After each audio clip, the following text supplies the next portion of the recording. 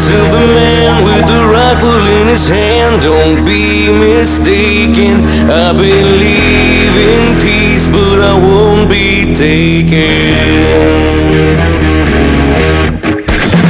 I will not submit to authority of man. I'm ready to die, but not for a lie. See the signs appear, it's gonna happen here.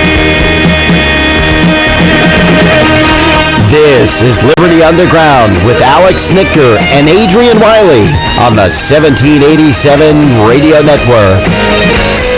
Well, good morning, Tampa Bay, St. Petersburg, Clearwater, the entire state of Utah, and in Belgium, Germany. This is Alex Snicker, co-host, Liberty Underground, along with me, Hernando County and Orange County's favorite, most loved libertarian, Danielle Alexandria. Good morning. Good morning. Are you well? I am well. What's wrong? I'm going to let Greg tell you.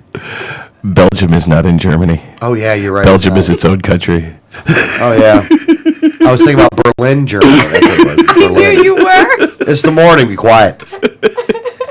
Also in studio with me is somebody known as Knobs or Schnugens or Tiger or Knobs. Did I ever say Knobs? You said that. I said that twice. Also Libertarian Greg. His name is Greg Bowen. Good morning, sir. Good morning. Doing well? Absolutely. Happy to be here. I'll bet you're happy. Just all happy to be here. Happy. Happy to be here.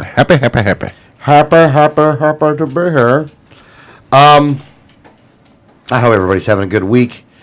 I'm sure Paul Ryan and John Boehner are having a good week, right? Those guys must be ecstatic over all the good that they've done and the conservative deal that they have made with the Democrats. If you want to call the program, by the way, the Refresh Telecom lines, 1-800-525-4032, Refresh Telecom lines, 1-800-525-4032. If you're unaware, and this was done Thursday, right? Was it Thursday that it was all done and over with? Yeah. I think Or that it was announced Thursday or announced Wednesday? I think it was announced Thursday. I think they actually voted on it really late Wednesday night. Because I had heard about Wednesday how there was this big deal. They were about to vote on it. Or maybe they were still working out the deal and then ended up voting on it yesterday. Or, but they pretty much had it like as a done deal. But I heard it reported Wednesday into Thursday. All right. So before we get into the commentary on this one, let's break down what this deal means in plain English. So basically, and it was funny, the budget deal in plain English, which is what CNN had put it out. We'll see how well they're in plain English. I don't think that they're actually going to be that good with it. So let's just go down what this thing does. So Danielle, can you explain to me, or explain to the listeners, or explain to the world for that matter, what this deal is all about? Like, what did they agree to? Well, basically, and this is what it does not raise taxes, but it raises fees. So, and it raises specifically airline fees. So, while everyone is going around saying we did it without raising taxes, they are correct. They did. But the airline fees is going to be there's going to be a higher tax on anyone who travels by air. It did raise spending, although they're not calling it a raise in spending. But it did raise spending by $45 billion this year. It's going to be another $18 billion on top of that every year up to 2015. So that, 2014 will be 45. Then in 2015, it'll be the 45 plus the 18 billion. But that's the sequester that cuts that they've actually put back in. The budget always raises. There's an automatic raise every single year. So that's a raise on top of the already in their raise. And that's the deal that they agreed to, right? Yes, that's the deal that they agreed to. Now, there's something else that I've seen in a couple places, and I wanted to discuss with you right here. Mm-hmm. It says the deal sets the government spending level at $1.012 trillion for the current fiscal year and $1.014 trillion for the next year. Now, that's not true, though, right? That's a specific part of the Yes, spending package. that's a specific because part. The federal government's budget is not $1.02 trillion per year, right? Right. It's getting closer to about $4 trillion. This is just the general revenue fund. So there's a lot of funds. There's, transportation funds and other funds like that where that goes to very specific items. There's an education fund, there's transportation funds, there's very specific things that can only be spent on those items. This is the general fund only. I got you. So this is the thing, though, and this is where I want to show what a bunch of jerks CNN actually is that in the CNN article that we're looking at here, the budget deal in plain English, they say this, and this is the exact line here. The deal sets the government's spending levels at $1.012 trillion for the current fiscal year and $1.014 trillion for the next year. Doesn't that make it sound like that's how much they spend? It does. And everyone, and even as you're hearing anyone talk about this bill, that's what they're going to be saying, because there's certain funds that aren't in the budget. Because they're completely separate. Funds come in separately into them. Funds go out separately out of them. It's still taxes and government spending, but things like a transportation fund is funded by the gas tax. So none of your income taxes go into that. The gas tax goes into that. They have their own budget, and and that's what funds it, and they also spend from it. So there's a lot of almost a third of the government, 2/3 of the government spending they aren't really talking about here.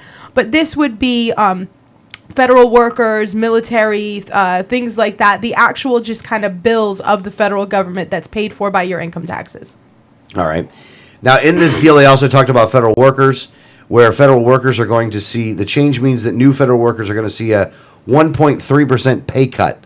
So they're going to cut the salaries of federal workers? Well, and this is an odd way of saying it. New federal workers would see a pay cut. Well, how do you get a pay cut if you haven't started working yet?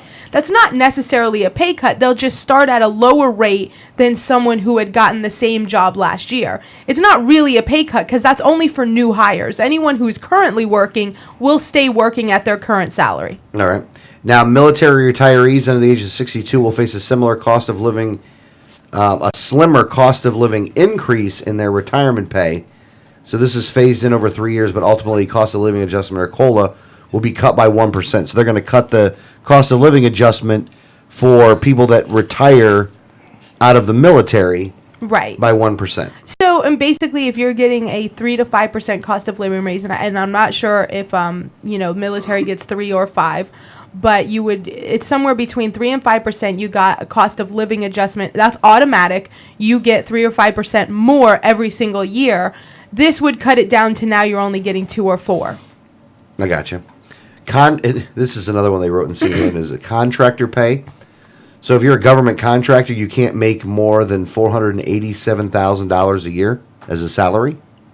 Yeah, these are independent contractors, and this is per person. This isn't, when they're talking about contractors, they're not talking about a large company can only have a contract for $487,000. This is talking about, like, if I work for the government individually, I'm an independent contractor, but all the work that I do as an individual is for the government. They won't pay me individually more than $487,000. All right. Now, the deal rolls back much of the sequester during the next 2 years. It extends forced budget cuts.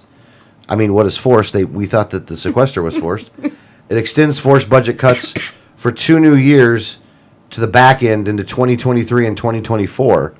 But we've already seen that they can cut that at any time, like they did with the sequester cuts. Well, especially, all of these things start out in the House. That's, the House is the ones who, have to have all spending and everything and budgets and things like that. And the House obviously changes over every 2 years. No Congress is bound by the rules of the Congress before it. So that means that next year it could change in 2014. It could change again in 2016. Because every time you get new people, you can have this stuff up. It's a new budget up for a new vote. So although it's a promise of maybe we'll cut them, nobody's held to that, especially in 2024. I mean, you're looking at it, the Congress is going to change over 10 times. So now, and I want Greg to go back in history too. So take us back into the time machine. When the sequester cuts happened, wasn't the sequester cuts, which wasn't even a cut, by the way, it was a slow to the increase, right, Danielle, Greg? Yes, Yeah. it was a cut to the increase. It was a cut to the increase. So that was over the debt ceiling increase, right? Right. Yes. The sequester was brought on. Basically, it was a time limit for Congress to come up with a budget.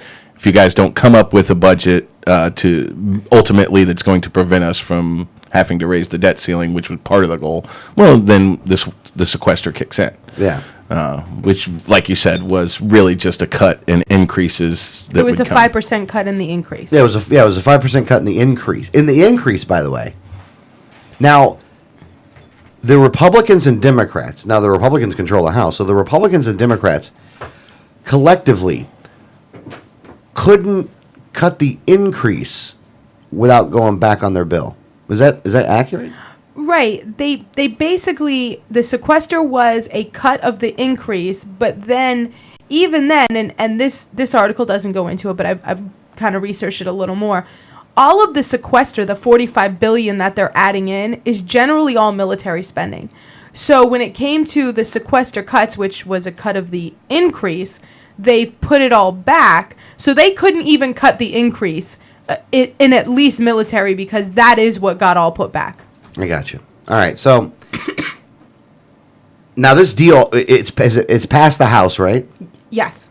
And I believe, and I'd have to look, and I'm going to look it up. I believe it has already passed the Senate as well. Okay.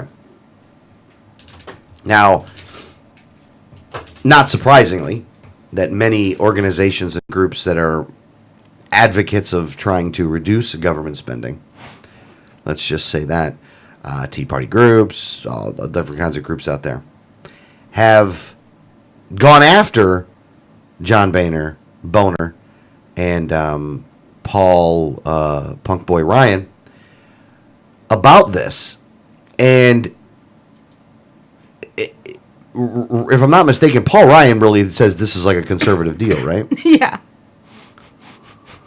So increasing the spending, getting rid of the cuts for the sequester. So making here's the thing. If they were to do nothing, they would have spent less money than making the deal. If they had done nothing, they would have spent $45 billion less than they're spending. I got you. Now, what I think to be very, very funny is that John Boehner is really angry about this. And he actually said about the Tea Party groups, right? He goes, frankly, I think they've lost all credibility. Let me ask the first question here. And I know it sounds kind of funny that I'm being a little snarky and sarcastic here. Are you kidding me, John Boehner? You know, I was going back and thinking about this. This man is such a friggin' liar. It ain't even funny. I mean, it really is pathetic what a disgusting piece of trash John Boehner is. And what a politician he is. They've lost all credibility. Hold on. The group that's angry because you increase spending, when the purpose of that group's stated goal is to decrease spending, you went up to them and said, I'm one of you, and then you went back and made this deal, and they've lost all credibility. I mean, how you feel or don't feel about whatever. The only person in this scenario here that's lost any credibility, well, I wouldn't even argue lost credibility because you were a lying scumbag for a long time. But you and Paul Ryan and the rest of the Republican trash that votes for this are the ones that actually lost this. And he wanted to scream in a microphone on Thursday, are you kidding me? You know, he says, I don't care what they do, Boehner said at one point, suggesting after years of helping sabotage PACs that he and his lieutenants were trying to craft, the conservative activist has finally begun to they've begun to step over the line. So because people are upset that you agreed to a deal that increased spending more than what you had already gotten out of the sequester cuts. somehow they've lost the credibility, and you should be angry with them. Is the way that it works. Well, as long as he's still getting money to his constituents, that's what matters, right? Yeah, I guess for him that is what matters. And he's mad because people like Heritage Action and a bunch of other conservative groups out there that are upset about this are, and I would say rightly so, pretty kind of pissed about this whole thing. And then Boehner takes the opportunity and starts going after groups for this, right? Well, I want to just go on air this morning and say thank you, John Boehner. Thank you, Paul Ryan. Thank you, Republican Party. I do appreciate it very much. I appreciate the hard work that you're putting in. You will make it easier to get more people to leave your evil, stupid little party. Thank you. Thank you so much. Boehner, personally, thank you for giving me... what do they call that? Bulletin board material in the sports world? Yeah. Thank you for the bulletin board material, John Boehner. If you're in the Republican Party and you want to cut spending, honestly, you've lost all credibility. You ought to leave the party right away. That party is dead. The only solution is, unless you want to go France on it, unless you want to start, guillotining it up, you can't belong to these people. You can't. You can't belong to people like John Boehner. Here's the thing: don't go in there and yell at them. Leave. Yeah. And go join a new party and destroy them. Eliminate this party. This is what is needed. It's the elimination of this party and these people. John Boehner is a disgusting piece of trash. Paul Ryan is, and they're both liars too. That's the worst part about it is that they're both out there saying this is a conservative deal. Under no I would again. What most people that call themselves conservatives, they would not think that this is a conservative deal. The math would tell you that it's not a conservative deal. The math is just the math, but they would tell you it's not a conservative deal. There's nothing that makes that. These guys are liars. They are liars. Well, maybe they're just speaking in terms of relative perspective, because, compared to the Democrats, it is a conservative deal. No, it's not. Well, because the Democrats like the deal.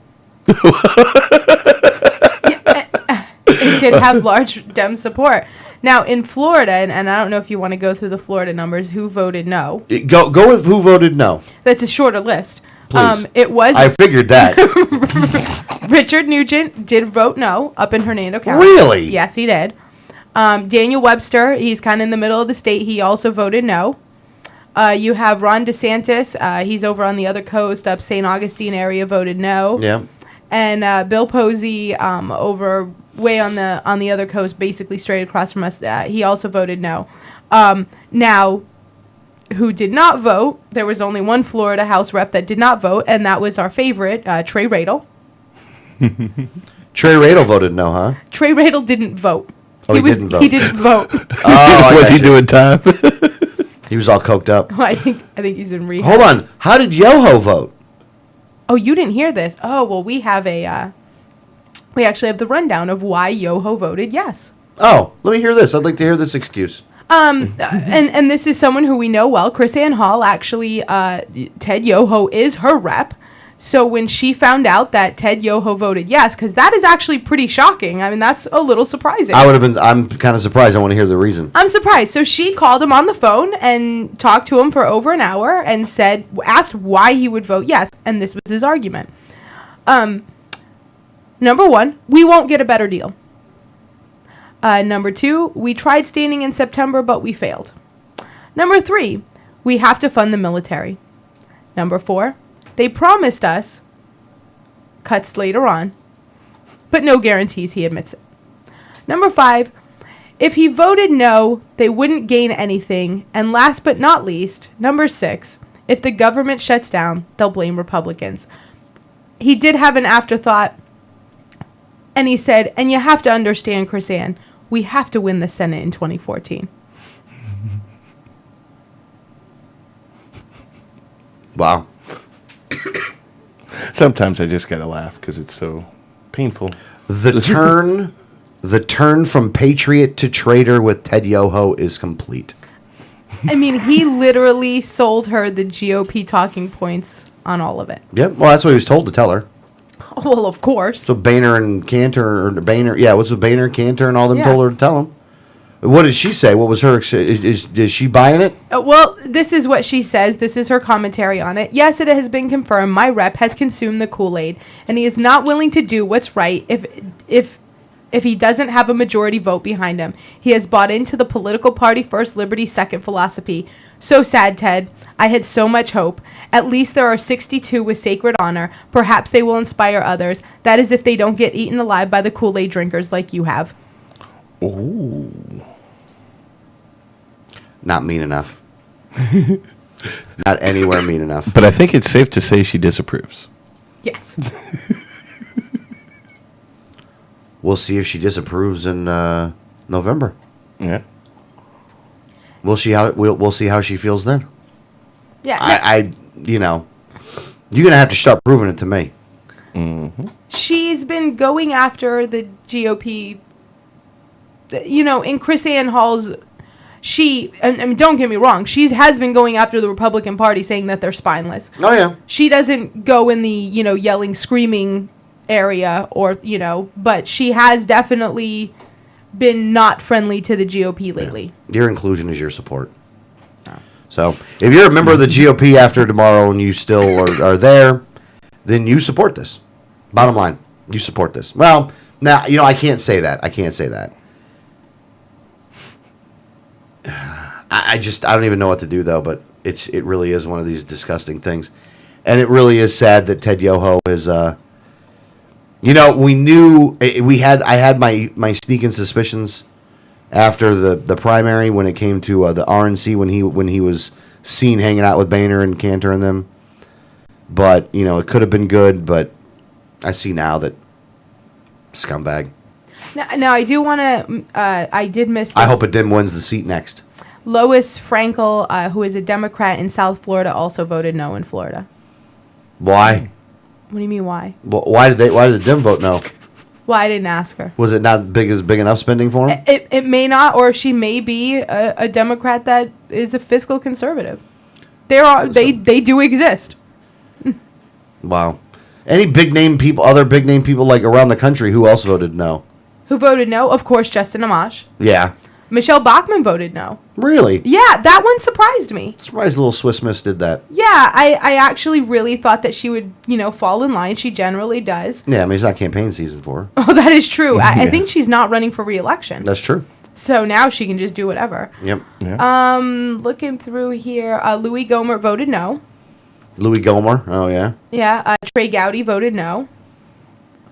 Steny Hoyer voted no. Another no vote, huh? Yeah. Where's Steve King at? Steve King voted no. Yeah, it figures. Yeah. Going down, trying to see any big names. Well, I always think that the Yoho part that I thought was pretty funny was he's saying that it didn't matter which way he voted, right? It still would have passed? Basically, they promised us if I voted... No, that wasn't one of his... That wasn't one of his reasons? No, just basically we won't get a better deal. Basically, they didn't have the votes to get anything better. So... These guys suck out loud. Yeah, Yoho definitely does. I mean, but we kind of seen the writing on the wall when it came to, I went up there and was very nice with Yoho. I actively, I publicly endorsed the guy. Thought he would be a good guy. That one hurts. That one really hurts. It's the final straw. Yeah. We seen it coming, especially because his campaign, who's chief of staff now, wouldn't answer things, and some of that's my fault, but she wouldn't answer things anymore, and then Yoho started going bad anyway, and we're trying to warn them of that, but they weren't hearing it, and this is what happens. So all those people up in the Gainesville and Jacksonville area that voted for Ted Yoho, I'm sorry, your vote got wasted. Yeah, Christiane Hall also has said now that there's time to find someone to run against him. she also made a joke. She said, he actually believes they're going to take the Senate back. Laughing my butt off. I tried to tell him people are done with the Republican promises. They'll be lucky to keep the House, much less the Senate. Yeah. Mm-hmm. Yep.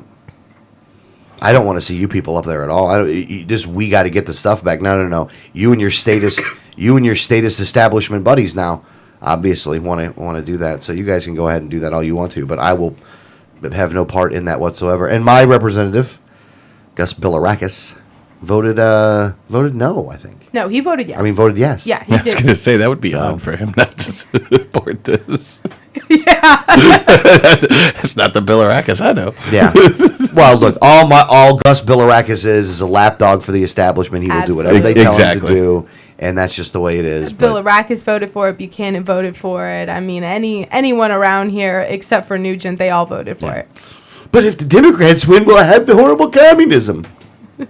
You know? And if the Republicans win, we'll have the horrible communism. Oh no, it's not. Oh, what are you going to do? Hey, you know what? Honestly, if there is a GOP, a member of the Republican Party listening to this program, please dial 1-800-525-4032. And I know that there's a couple.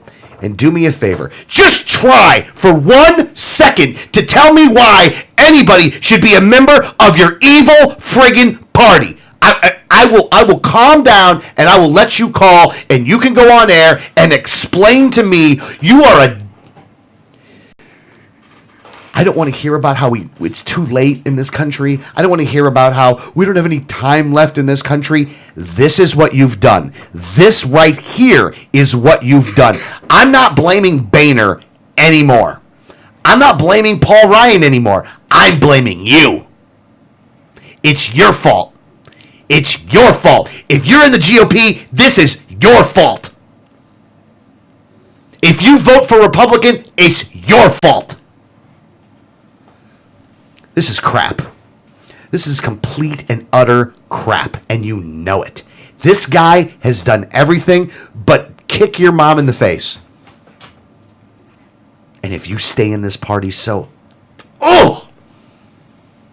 watching this, we will not be able to fix this country until we destroy the Republican Party. Destroy, eliminate it, move it off the map like the Whigs. You want a two-party system? All right, this one's got to go. And you know why not the Dems? They're not liars. They admit they're socialists. These people called the plan that they wrote a conservative plan. It's on the path. It'll take us to the path. Are you kidding me? I mean, really? Are you kidding me? Every one of these people in Washington, D.C. have to go. All of them. Not some of them, not a couple of them, all of them. You can replace Amash last. Yeah. I'm fine with replacing Amash last. Because out of all of them, he's the only one I would say so far has been worth keeping. Yeah. And what are they doing? They're going after that guy. Oh, they're going after him hard. You know why Ted Yoho voted for that, by the way? Just for the record, what my opinion is why he voted for that? Because of how they're going after Amash. Mm-hmm. Yep. And I actually thought Ted Yoho had bigger balls than that. I really did.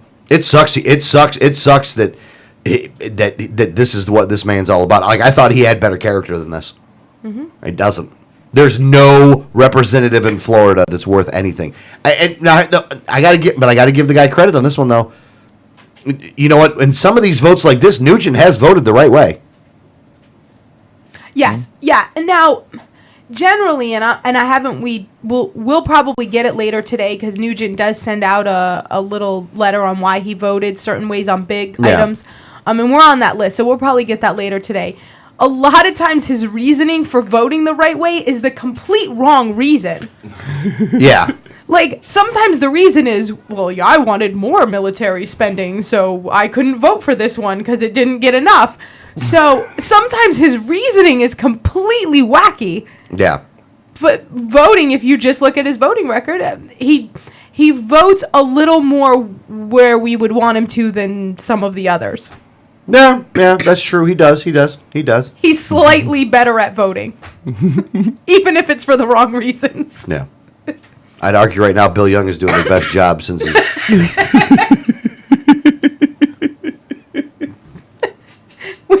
think we should just not replace him. We'll just keep him. Just keep it open. Yeah. Unless it get done. Thank God. We're better off with empty seats up there. Well, I mean, most of the competition up there is you're looking at. I mean, you got one good one for sure. Yeah. In Lucas, the rest of them though, David Jolly. Now we didn't talk about this too much, but we can go ahead and talk about this now that we can. You want to bring this up at the same time? Okay. No, we don't have to. All right. No, that's fine. Well, I mean, it just goes into the Jolly. This guy was a lobbyist for a long time, right? So it comes out that this guy actually has donated $30,000 to Democrats I'm so since 2006. I'm so used to the big numbers for the federal budget, and I was like, 30,000, isn't it 30 million? And then I was like, oh no, we're talking about one person. Yeah. 30,000, that's chump change. You know who his biggest Democratic donor, or you know who he gave the most money to? The Democrat he gave the most money to was? Let me guess. Alex Sink. No. You're gonna love I thought this. that would have been great. No, this is better. This It's better. is better. Really? Jesse Jackson Jr. That's who he gave the most money to. The guy in federal prison for campaign finance violations. Well, so that $30,000 that Jolly gave him was blown on who knows what. Hookers and blow. Hookers and blow. That's I was who going to bought say the Rolex. I was going to say hookers and blow, but I Yeah. think he just bought like expensive watches He and did. stuff. It was like gold Rolexes and stuff. Yeah, He's not that cool to blow it on hookers. I and got blow. you. That's who Bob Barker endorsed. Yeah, Bob Barker endorsed David Jolly. You senile old man.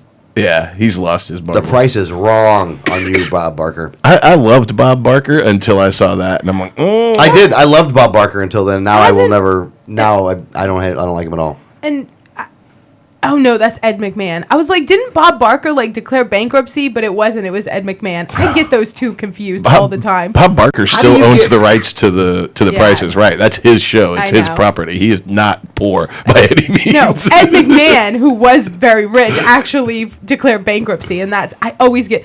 The old guys just get me confused. It's the same difference. All those old guys on TV. I don't know how They all Bob look Barker alike. and Ed McMahon you could be confused with those two people. I am always confused with those two people. That's not cool. You know how it is. Old white men, they all look alike. It's just stay evil, GOP. All I'm saying. And that's what someone said. Way to further the GOP stereotype. A wealthy old man from California endorses you Yeah. because Yeah. he lives in LA. Yeah. And why is he endorsing a candidate in a race on the other side of the country? What does he have to benefit from that other than... I guess he was friends with Bill Young. Yeah. yeah, that's what it Yes. is. And so, because this was Bill Young's hand-picked, successor. Like this is the old white guy seat.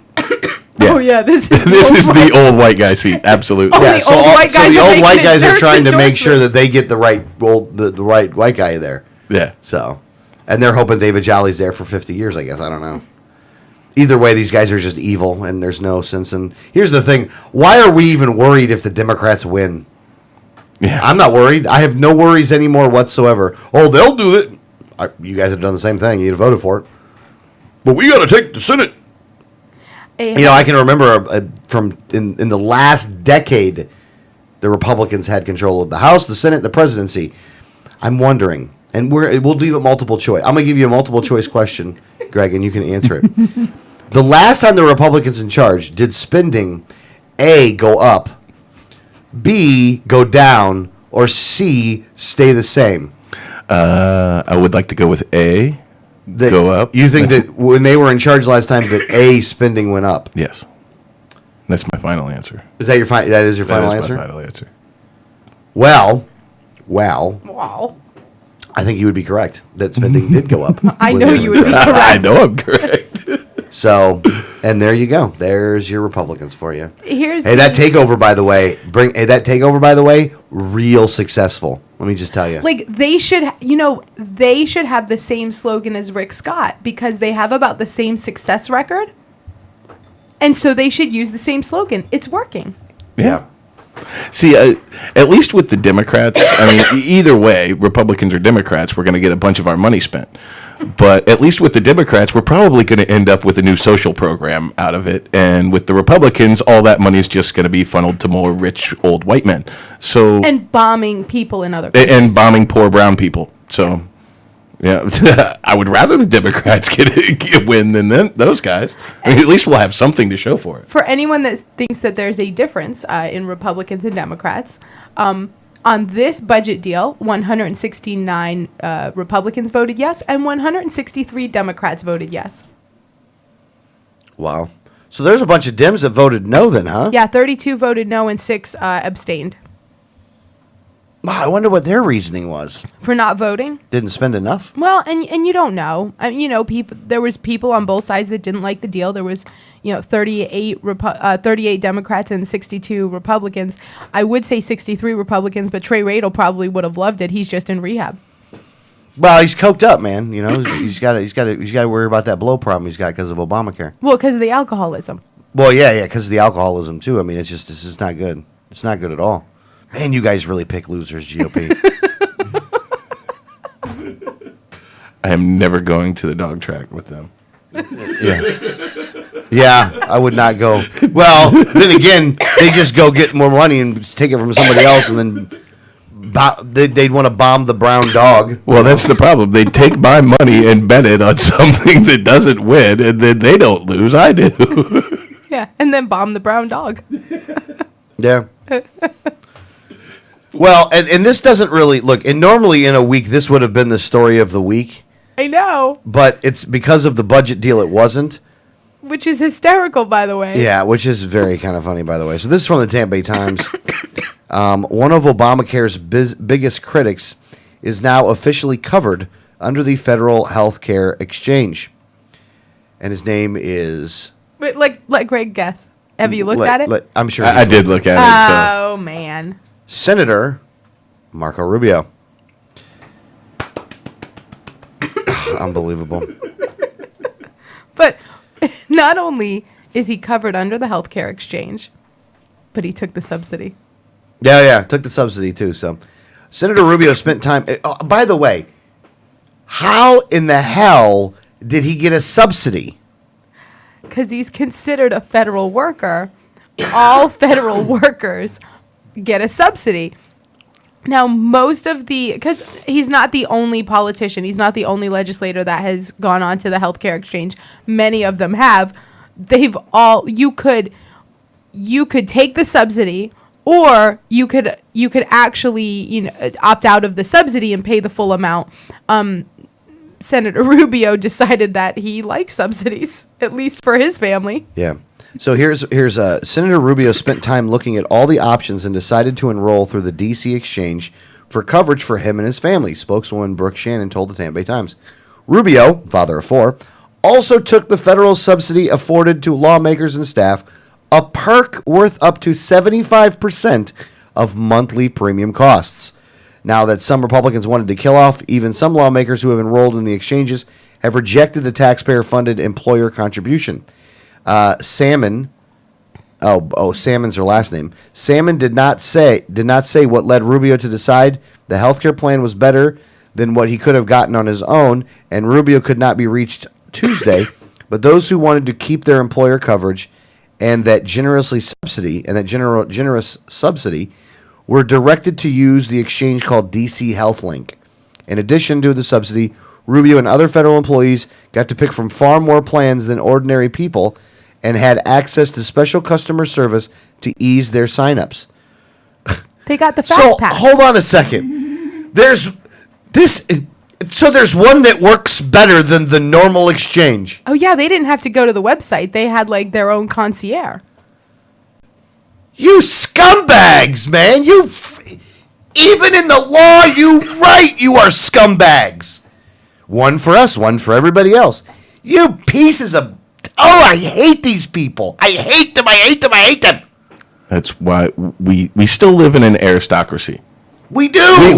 We try and talk about a republic, a democracy, and all that. It's garbage. We live in an aristocracy. We are ruled from the ivory tower. That is exactly what this is. These people they do not represent us. They rule us. They have no interest in being equal to us on any footing. They want power over us. They want to tell us what to do. They want to take our money, and they want to stand above us all. That's all it is. Anyone who seeks the job immediately loses my respect, because if you want this job, that means you want to rule over people. It's the people that have to be talked into running for office that I prefer, because they don't want the job in the first place, which means you are infinitely more qualified than the people who do, in my opinion. Yeah. And this is funny because what the statement is basically from his PR person says, Senator Rubio is following the law, even though he opposes it. I hate you people. Now, you people are disgusting, vile, human pieces of trash. You really are. If you were sitting in that Senate seat, Alex, what would you do? I'd still be filibustering. That's true. That is so true. That is absolutely true. I'd probably be dead right now because I just filibustered until I passed out and died. That is so true. Or I'd be in jail. You'd be in jail. For violating the nap all over everybody because they let me in places where normally they wouldn't let people in. And I'd look at this and be like, honestly, every day I would probably look at these guys and go, you guys are all evil up here. Like, I ain't working with any of yous. It's like watching that, seeing that picture. You guys seen that picture, the one for Nelson Mandela's funeral? Which one? Well, not the sign language guy. That guy was funny, though. But the one where they have the pictures of them on the plane and the people on the plane. Oh, yes, I have seen that, yeah. So you had one table. Sitting at the table, by the way, George Bush, Barack Obama,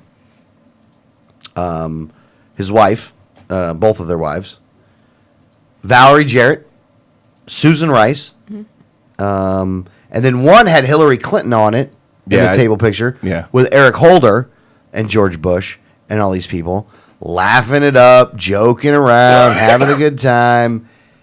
This whole we hate each other thing is a work. It's a shoot. It is. No, it's not a shoot. It's a work. It's a work. It's a work. That's the right term. It's kayfabe. It's kayfabe. It's a work. This whole thing's a work. These guys like each other. Yeah. They're friends.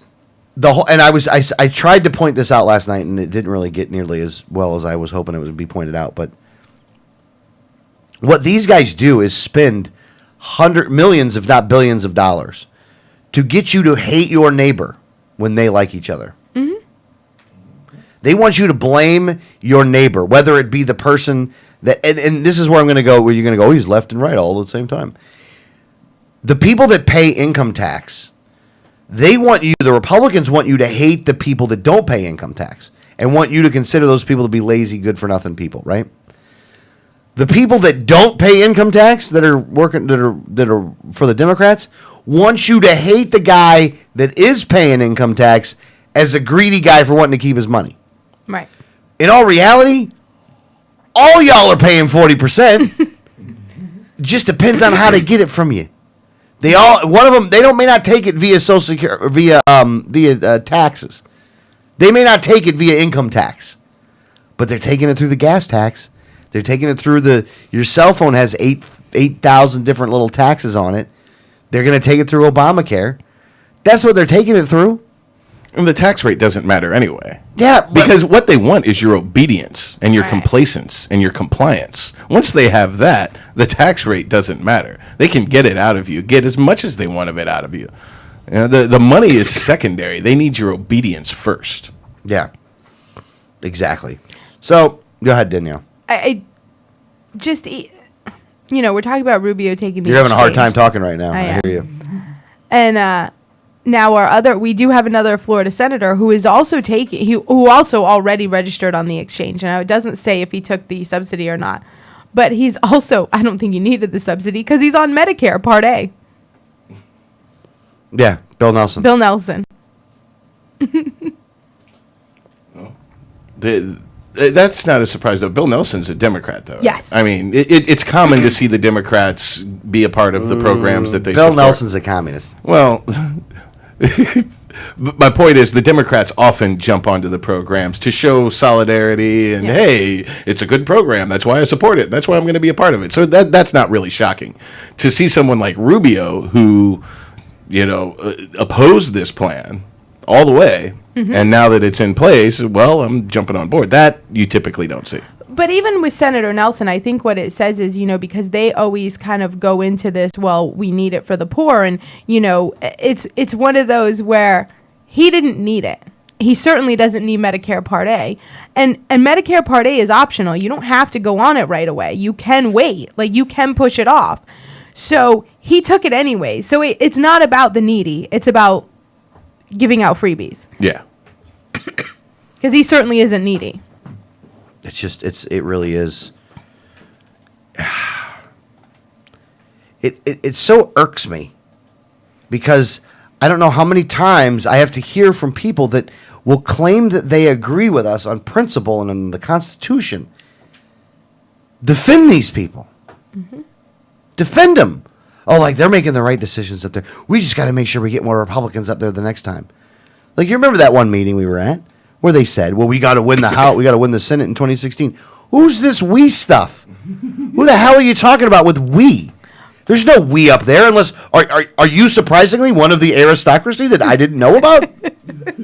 Well, and I, we've talked about it before. I had the one guy saying, but how do we keep control in Tallahassee?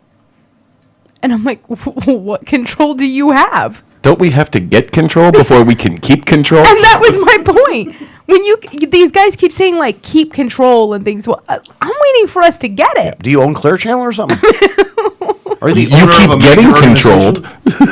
Yeah. I thought maybe he was part of the gambling lobby. Yeah, maybe you are part of the gambling lobby. I didn't know that. I know who controls Tallahassee. He didn't look like an Indian. He didn't look like an Indian to me. Did not look like an Indian. Did not look Indianish. So, and even the Indian lobby, those guys are jerks too, though. They actually actively work to stop other Indians from having casinos. Yes, other tribes. Like, yes. what a bunch of jerks that is. Like, here's the thing. Somebody oppressed your people, and you're going to oppress your own people. Well, it's a different tribe. They learned well from us. Oh, Yes. yeah. Take The a white note. folks taught them well. Take a note from a white man. Why did I go Asian? Why did I go Asian there? This just doesn't make any sense. How? Okay, there you go. Oh, my gosh. Well, you know how sometimes people, Oh, no. Stop talking. no, never mind. There is no way to fix that in any way that's going to be appropriate. Hold on here. Hey, by the way, I want to read this. This is actually very, very, very good. This ought to be on a T-shirt. Republicans say, give us power and we'll fix the problem. Democrats say, give us power and we'll fix the problem. The Green Party says, give us power and we'll fix the problem. The Socialist Party says, give us power and we'll fix the problem. The Communist Party says, give us power and we'll fix the problem. The Libertarian Party says, the problem is power. Mm-hmm. Absolutely. I love it. Amen. That was John Switcher. It was Danny Bedwell for Congress put it up, but John Swisher was actually the one that said it. I don't know who John Swisher is, but I'm about to friend him. I like him. I like him. New man crush. There you go. And he does look, he's nice. He's nice looking. He's okay. That is the most awesome quote ever. I mean, I can't believe I lost it, and I got to find Danny Bedwell again so I can do it. No, I do like that. Unbelievable, by the way. And that's you know what? That's the God's honest truth right there. Yeah. That's the problem. 100%. When you hear all the time, a lot of times, one of the arguments that I hear from time to time now is this, well, the Libertarian Party will just end up being like the other parties will end up being.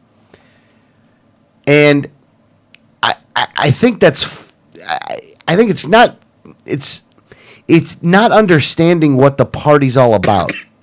Well, that is true. I mean, don't get me wrong. Look, don't get me wrong. Any party could be corrupted to that point. Mm-hmm. But not with the LP, though. And I'll tell you why. Because they actually, we've set a lot of things up in place that are very good. Right. But that annoy us because it slows us down getting work done. Yeah. That's annoying. But with that being said, I mean, it's kind of sad this morning. I shouldn't even feel upset. I should be happy that these guys are just once again showing how evil they are. The best recruiting tool the Libertarian Party has is the Republican Party. Yeah, that is true. That is absolutely true. And I don't even mean to win over Republicans, because if you're a Republican and you believe in their crap, please stay. You really, really should be in the GOP if you believe in their crap. I'm not asking you to come over. I'm really not. But for the average everyday person that's just sick of everything, the Republican Party is the best tool we have to get those people to say, oh man, I have to do something. Yeah, we got to do something about this. I mean, I don't blame them. I mean, really. I mean, these guys really are just the scum of the earth. Yeah. It's disgusting. It really is disgusting, actually. So I'm glad I'm sharing this thing out, though. This is nice. I'm glad. Good job, Danny Bedwell. Vote for Danny Bedwell if you're in Mississippi, by the way. Go help him. Go help Danny Bedwell if you're in Mississippi, by If the you're way. in Mississippi. I like his picture. It's a good picture. It's very nice. Just, I don't even know what to say anymore. Like, these guys start making me run out of words. They really do. I really wish I could bring you a good story, you know? When are we getting into we're getting into that in the third hour. So Rick Scott in the third hour, we're going to get into that in the third hour. Yes, listen to the third hour, because we have a huge rundown of, there's just been so much news about Rick Scott, because of course he's, starting to gear up his campaign again, even though he hasn't actually officially filled out any paperwork to run for re-election. He's starting to ramp up his campaign, so he's making a lot more speeches as the governor, and there are so many just misleading, downright lies in what he's saying that we are going to do a full rundown on Rick Scott, what he's saying, and what that really means. Really? Yes. That's a lot of work there. Let me tell you also about one other thing, if you don't mind. Can I bring this up? Because we got 10 minutes left, right? Yeah. Well, I happen to have gotten something. Somebody called me up a couple, was probably about 2 months ago, right? Yeah. You think it was 2 months? Yeah, maybe even a little more. Maybe even a little bit more. 2 months ago, somebody gave me a call and said, I have something for you. I have bought a website. Now, he was sitting there at a restaurant, and there was a bunch of lawyers talking, and these lawyers were talking about buying a website, or buying website addresses to stop libertarians. And this gentleman overheard it and went home immediately and started buying those websites. God bless him for it, too, by the way. I mean, it's very nice. So he bought a website, libertarian2014.com. It's the website address he bought. And he called me up, and he asked me if I wanted to buy it from him. Because he's like, well, you're in the Libertarian Party. Cut me a fair price, and I'll sell you the site. Now, he bought .com and .org. .org goes to it, too, right? I think we still have to point it that direction, because remember there was that domain manager issue. Oh, yeah, okay. So, I got this site, and I'm like, what the heck am I going to do with it? You know, like, I ain't got enough going on that I need another site to manage, right? So, we were sitting here kind of game planning this, and we're like, well, what the heck are we going to do with the site? And so we came up with a game plan for the site. And what we tried to do was to fill a need. Now, there is a need out there as it related towards libertarian websites, surprisingly enough. And really what it came down to was, in my opinion, is that you need a repository, a place where everybody can go that is serious about candidates and campaigns and action, and not worried about drama. This is a drama-free zone. This is a drama-free. I will not. There's I no will, party politics in here. The yeah. inner workings of the party. Yeah, like inner workings. None of that stuff's going on this site. It's only for candidates, campaigns, and action. That's it. Now, there's going to be some issue stuff, though, but it would be done in a way in which to help candidates. This you know what I mean? Know the issues and stuff like that. Messaging, like we'll break down issues in the best way of messaging, the overall gist of the issue. With, of course, a candidate would put their own, kind of spin on it. Not spin, but, put their own influence into it. But this would be a great way of explaining the libertarian viewpoint on certain issues. Yeah. And so we got the site, and we found a very, very good theme. I mean, love it. This is actually probably the best Look, It makes me want to redo 1787 Network. yeah. I've done probably, I don't know, 12 websites, I think. Mm-hmm. I've probably done about 12 websites. This one is by far the best website I've ever been involved with. By far. The funny thing is, it's actually the simplest one. It's very simple as well. I think the beautiful part was its simplicity. But we bought this website. It's called libertarian2014.com. If you want to know about candidates, campaigns, this is the place to go. Now, there's a couple things on here that we did. This thing has an awesome RSS feed where you can go specific on the categories. Because there were some people out there, Opposition News, as a matter of fact, said, look, we want to put the Libertarian Party of Florida stuff on our site, but we want to RSS feed it. Because, they're busy too. So they actually RSS feed us on their site, but this is where they get it from. But you can also submit articles in here as well. So up in the top right-hand corner, it says submit articles and events, and you can submit them right to the site directly. So it's not like you got to send me an email first with the article. You go here, you submit the article, and we're good. So we just got this site up. There'll be some, we're definitely going to be adjusting it as well. There's an email that goes out every Wednesday for it. It's automatic. So if you subscribe to the mailing list, you can actually get the email updates as they go out. And again, they're going to go out once every Wednesday. And there's a calendar that's on here now. Even though, there's the calendar. The upcoming events area is in the calendar section there, which I got to get better at. I got to load all that stuff in there too, because there's a lot of stuff for Lucas that's going on as well. But that's the website, libertarian2014.com. Go check it out. I think it's very good. I got to do something about the tweet section, I know, but we'll get to that. Well, and this is going to be, we're opening it up to candidates around the country, not just Florida. Correct. So this will be, candidates that are really working hard, libertarian candidates all around the country. This will be a place if you're somewhere and there's a lot of libertarians that actually support candidates all over the country, but they just don't know about them. But they would at least give money or phone bank for them, or they would work for all of them, or, and do a little something for everyone as much as they could. But there's no real place for them to find them all or to find out what they're actually doing. Like, phone bank, are they in phone banking right now? Can I phone bank for one of them? Or, so those things, this will all be here. Of course, all the candidates who want to participate and send us information or send Alex information, because this is totally his project and it looks amazing. But, they'll all be on here and it'll be broken down by state. Yeah, and it does look pretty good, by the way. Even the logo, Macy did the logo on the top. Yeah, it looks great. Really nice. So I'm very happy with it. Again, you just got to do what you got to do to try to get the message out about our candidates, because we see how evil the guys are up in D.C., regardless of the letter next to their name. Well, they pretty much agree. Yeah. It should just all be E for evil. Oh, I was going to call them all DHs. Dickheads. Oh, I was like, I'm thinking. Get that out of your system now. Or SB, scumbags. Well, we call them all POSs. Yeah. You know what that one means. I do know what that I don't one have to means. explain that one. Point of sale? Point of sale. They're all point of sales. That's what they are. Well, They are, to really. be honest with you, they are. That's a good point, by the way. They are all point of sales. A bunch of just jerks up there.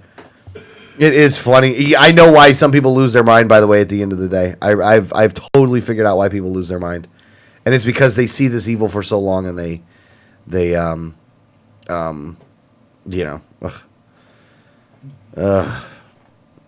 just scumbags all around. But, what are you going to do? All right, well, hour number 1 is pretty much coming to a close here. Hour number 2 is going to be coming up. In with that, we might have Mark Bircher on. We don't know for sure. I thought we scheduled it for the 13th, but we might have done it for the 20th. And it is Friday the 13th, by the way. Yes, it is. I know we didn't really get into this. We didn't really talk about it. It is Friday the 13th. I don't know, how do you feel about that? Do you want to stay inside as long as possible when that is? I always want to stay inside as long as possible, so I don't know if today makes it any different. But it's a little chilly. It's Friday the 13th, so this would be a good a movie night and not go anywhere. I just want to walk around with a hockey mask and a machete freaking people out. Damn. Not do anything, just walk around. I know, I hear you, but damn. Look, they're blowing people away for having plastic guns. Yeah. You think a hockey stick and a hockey mask on Friday the 13th ain't going to get you shot? You got nothing coming. I'm just saying. Oh, man. Unbelievable. I almost am sitting here just astounded that this is what happened, but I shouldn't be that astounded because we realize how bad these people are up there. But like I said, hour number 2 is done. Hour number 2 is coming up. In hour number 2, we're going to hopefully Mark Burchett, but definitely Brandon, and we're going to get into the District 13 race because we want to make sure that we get Lucas as much attention as humanly possible. And a big statewide announcement. Yeah, and a big statewide announcement coming up. You're listening to Liberty Underground.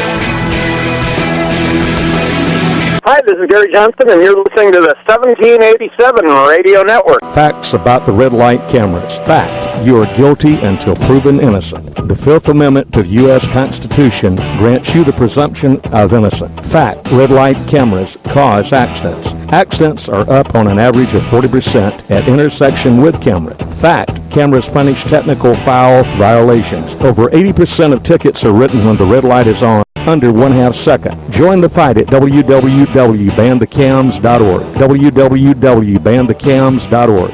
At Auto Body Unlimited, they work with their hands and heart to provide outstanding high-quality work and customer service. They specialize in European automobile collision repair work and refinish. At Auto Body Unlimited, they bring your car up to manufacturer standards or they will buy your car back. They have dedicated equipment and use the same processes and paint that you would get from the factory. At Auto Body Unlimited, they don't work for the insurance company, they work for you. Auto Body Unlimited is located at 1300 Sunset Point Road in Clearwater.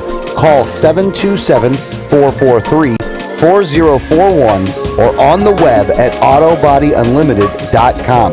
Visit Auto Body Unlimited for all of your repair needs. They work for you. If you received a ticket in Florida, contact Oropesa Law Offices, 800-774-9883 or tacklemyticket.com. Attorney Oropesa understands the stress associated with being charged with a traffic ticket. In many non-criminal ticket cases, there may be no court appearance, no points, and no traffic school. Attorney Oropesa handles criminal violations, DUI, and license suspension matters. Don't face these serious legal matters alone. Initial consultation is free. Call now and you will be advised about any potential defense, constitutional rights violations, the possibility of having your driving privileges restored, or preventing a suspension from going into effect. If you've been classified as a habitual traffic offender, have a driver's license suspension matter, or a pending DUI case, call Oropesa Law Offices now so you can be advised about your particular case. Call 1-800-774-9883 24 hours a day, 7 days a week, or visit tacklemyticket.com. Main office in Pinellas County and serving all of the Tampa Bay area. Find out more at tacklemyticket.com. Mention Liberty Underground and get 25% off. Liberty starts with a like. Facebook.com/Liberty Underground. You know Going Postal offers shipping with UPS, FedEx, and DHL International, and they're a full-service post office. And Going Postal is not just your one-stop shop for shipping. They offer copying, laminating, faxing, packaging, and they even have a notary public service. Visit our friends at Going Postal at the following convenient locations: Palm Harbor at the corner of Tampa Road and County Road 1 in the Sweet Bay Plaza, St. Pete on 66th Street just south of Tyrone Boulevard near Publix, and be sure to visit their newest location at 35595 US 19 North at Alderman Road next to Publix in Palm Harbor. When the unthinkable happens, it doesn't matter if you save money in 15 minutes. It doesn't matter if your neighbor has the same insurance you do. In this moment, what matters is the quality of your independent agent and the company that stands behind them. Auto Owners Insurance has been recognized as highest in customer satisfaction with the auto insurance claims experience 5 years in a row by J.D. Power and Associates. For award information, go to jdpower.com. Call Row Insurance in Newport Richey today at 727-376-0030.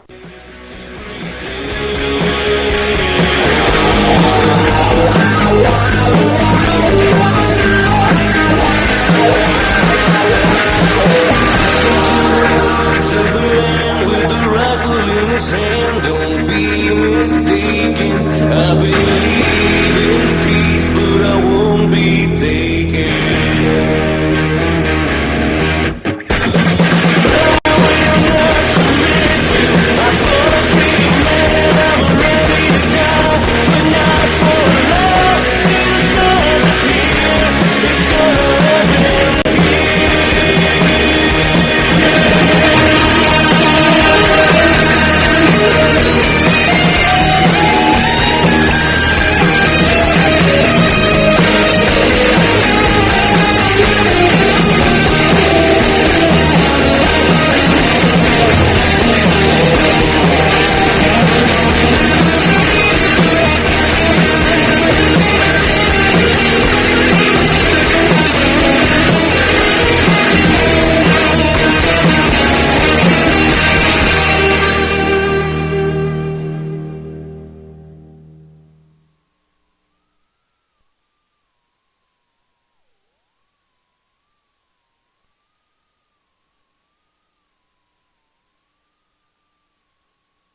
If you're listening to this, you are the resistance.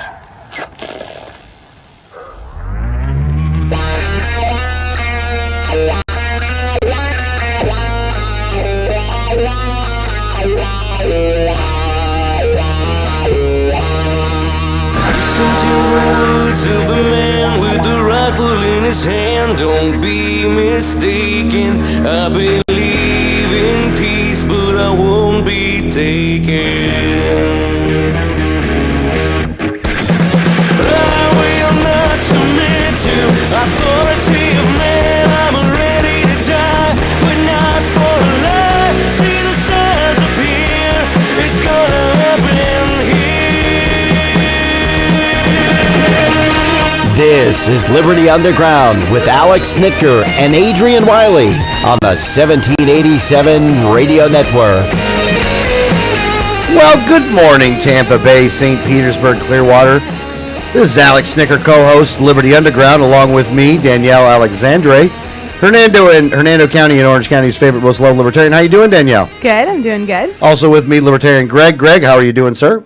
Great. Great. You know, that was a great commercial when you were a kid, you know. They're great. Yeah. I know we're not talking about Congress when we're talking about that, though. But at any rate, this is Alex, co-host, Liberty Underground, and I would like to wish everybody a good morning. And we do have a very important announcement to make right in the beginning of the show. I know if you guys have been paying attention and listening that we are probably not the biggest fans in the world of our current Attorney General, Pam Bondi. Well, good news is, the good news is that there is a gentleman by the name of Bill Wolsifer who is running for Florida Attorney General as a libertarian. He announced yesterday. And he says, with optimistic enthusiasm, I hereby officially announce my candidacy to be your next Attorney General. I filed the candidate paperwork at the Florida Department of State yesterday with my wife at 4:21 p.m. 4:21 p.m. I have been certified by the Libertarian Party of Florida as a vetted and approved party candidate, making me Florida's first Libertarian candidate for Attorney General. I'm so excited, by the way. Yeah. Oh, no, absolutely. Bill Wolsifer has decided he's going to run for office for the Attorney General spot. He's a lawyer, and he's definitely a strong advocate for the defense of civil liberties. And so if you really want somebody good in that seat, we know we don't have somebody up there that's good right now. I mean, Pam Bondi, opposition to the Second Amendment, and just generally all around bad person. And so she will now have competition in this race, which is very, very good. Real competition, not just... Right, because there are some Democrats running. There's actually going to be a Democrat primary. Both of them are worthless. So I'm not even going to tell you their names because they don't mean anything. Yeah. This is definitely should be between Bill and Pam. Yep. Now, the website for Bill is Wolsifer, WOHLSIFER, 4AG.com is the website address. So we're very thankful that Bill has decided to run, and we wish him the best of luck, and we will be helping him out for his campaign as well. Absolutely. And just, Bill is a great guy. He's someone that we personally know. He's been a very strong advocate for civil liberties for a very long time. He's written legislation, and he's also been a registered lobbyist for a few organizations. So this is someone who definitely understands the legislative process, has participated in it. I think he was one of the writers of the drone bill that got passed last year. So, and he's written other pieces of legislation. So this is someone who definitely knows how Tallahassee works, is a lawyer, understands the law, and would do an amazing job and really, really protect our civil liberties. Yep, absolutely. Absolutely correct there. And he does know, I think he probably knows where the parking lot is, so he knows he's already going to go there with experience. And the bathrooms. And the bathrooms. He knows where both of those are, so that always gives you the good experience that you need in order to move forward in this. So good luck, Bill. We will be helping you out along the way. The District 13 race. Oh, yeah, I'm sorry, the studio lines. You're right, Greg. Sorry about that. If you would like to call the program, the studio line, 1-800-525-4032. That's 1-800-525-4032. Now, in the first hour, we talked about the new budget that was passed up in Congress, and this is now why it's more important than ever that you have a gentleman going up there like Lucas Overby, because you really can't trust the people that are going up there as Republicans, as we've seen now by this latest vote, especially around here locally, because you guys are dealing, locally we have, Gus Bilirakis, who voted for the budget deal. Yes. We have... He probably did it enthusiastically. I don't know I for think sure. he'd have to know what he was doing in order to be enthusiastic. Oh, you don't about think it. there was like a yay? There might have been that kind of yay. Yeah, you know what? Maybe you're right. He probably got that yay reaction when he was told how to vote. That is true. Oh yeah, I like voting yes on stuff. So that's what Gus Bilirakis has done when it comes to that vote that went up in Washington D.C. And it's a bad bill. It increases spending. Nobody's going to be happy. The funny thing is that it increases spending, but where it does try to cut, it only cuts like. And this is the funny part, like veterans benefits. That's what it cuts.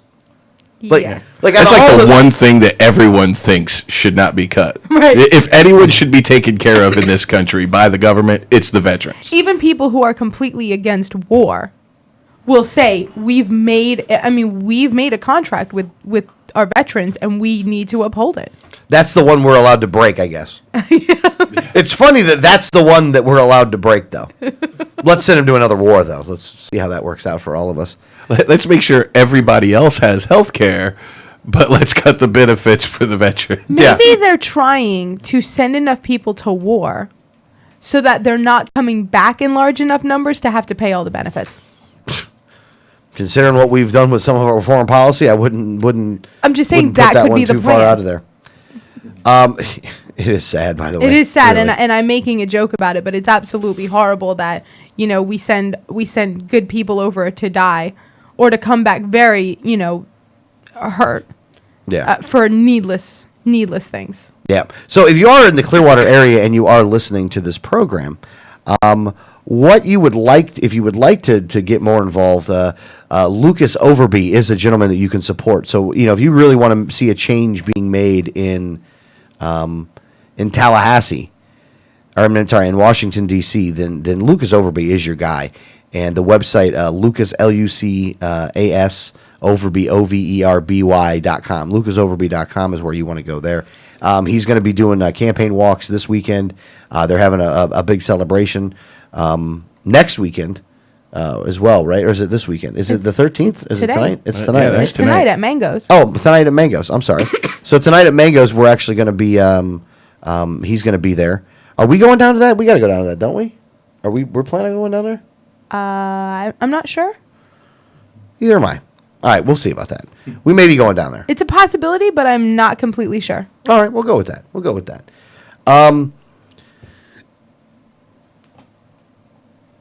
What else is going on in the District 13 race, Danielle? Well, there's still the Republican primary, and these guys are really bloodying each other up. Oh yeah.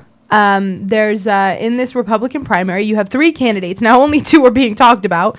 I actually do feel bad for Mark Berger because even the Libertarian is getting more press than he is. But I haven't spoken to him. I don't know where he stands on the issues, so he could be good on the issues. I don't know. We may have him today as an interview. It could be next week. Yeah. I don't think it's going to be this week. I think it's going to be next week we're going to have him for the interview. Right. And from what I've heard, he actually doesn't sound too bad. Yeah, and like I said, I haven't heard enough about where he stands on the issues, basically because he's not getting any media coverage. Yeah. So I can't say one way or another, if this is someone to support or not, because I don't know enough. And I am hoping in the interview to learn enough to be able to say if you're a Republican, whether to support him or not, in the primary. But the other two, which is David Jolly and Kathleen Peters, have come out, basically their camps, now not them personally, but their camps and everything have really kind of come out swinging at each other. We talked about this in the first hour, but we have found out that David Jolly is a very large donor to Democrats. Yeah, go ahead and explain this one there. David Jolly, and now of course he was a lobbyist, which actually I think works against you just as much as being a donor to Democrats, but as a lobbyist and things like that, and in the normal course of his business and things, he has given $30,000 to the Democratic Party or Democratic candidates. He did give $36,000 to Republican candidates or the party, so he's pretty even, I would say, giving to both parties, a little more to Republicans. The biggest Democrat, of course, that got money from David Jolly was Jesse Jackson Jr., who's now serving federal prison time for campaign finance violations. But in Florida, he's also given to people like Bill Nelson, Kathy Castor. He's given to the Democratic Senate caucus. So he's given to a lot of Democrat causes in the past. And the Democratic Senatorial Campaign Committee, not caucus. I don't know what I was thinking.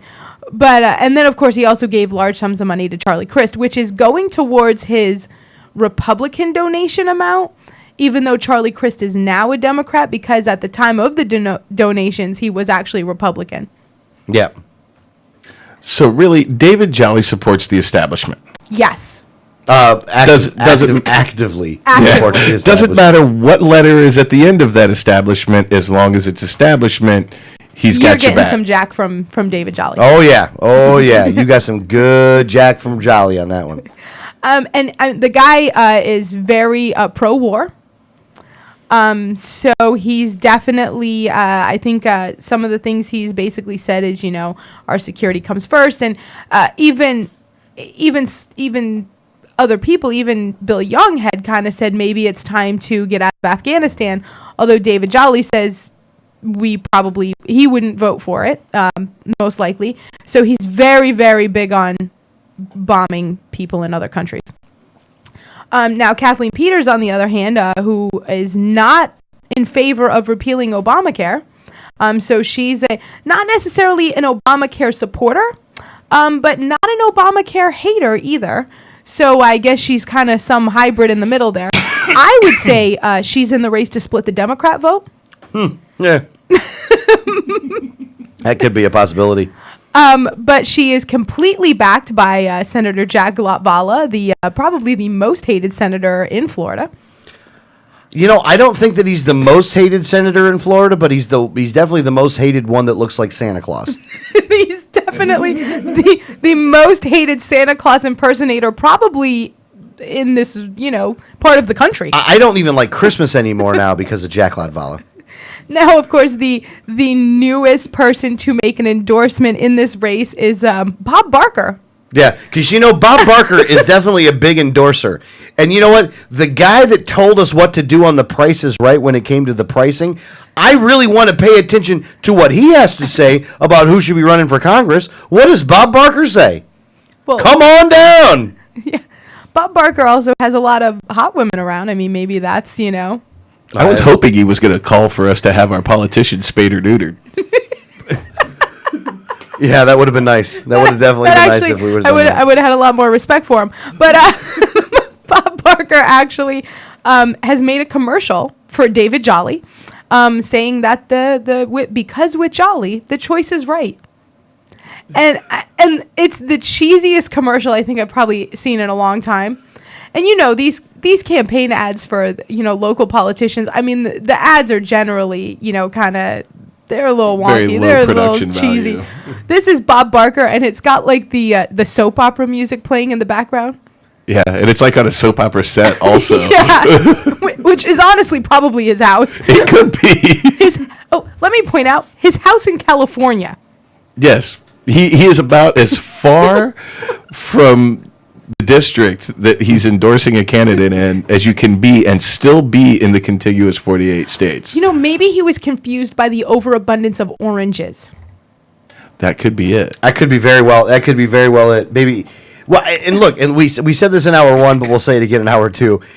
I think that what the old white guys are looking at is that the District 13 seat is an old white guy seat. It is the old white guy seat. Yeah, it is the old white guy seat. That's what it is. Quintessential white guy seat. Yeah. White rich guy seat. The old white rich guy sat in that seat for 44 years, untouched and unchallenged. Yeah. Yeah.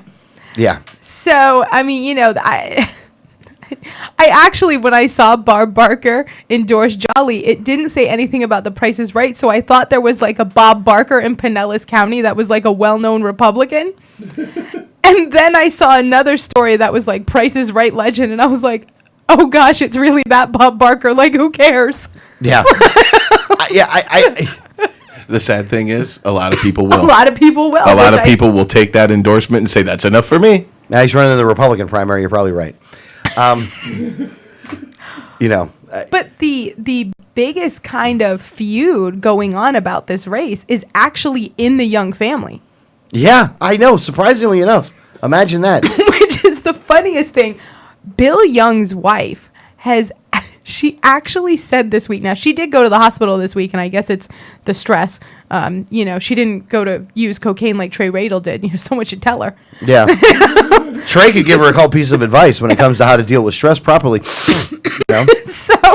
But Beverly Young actually came out this week and was almost yelling at a reporter saying that she should have ran for the seat. She should have done it herself. This is her exact quote. It's embarrassing. I should have run. I should have run. I should have run because I would not take this. You would be bleeping out everything that I said, but you know what? At least it would be honest.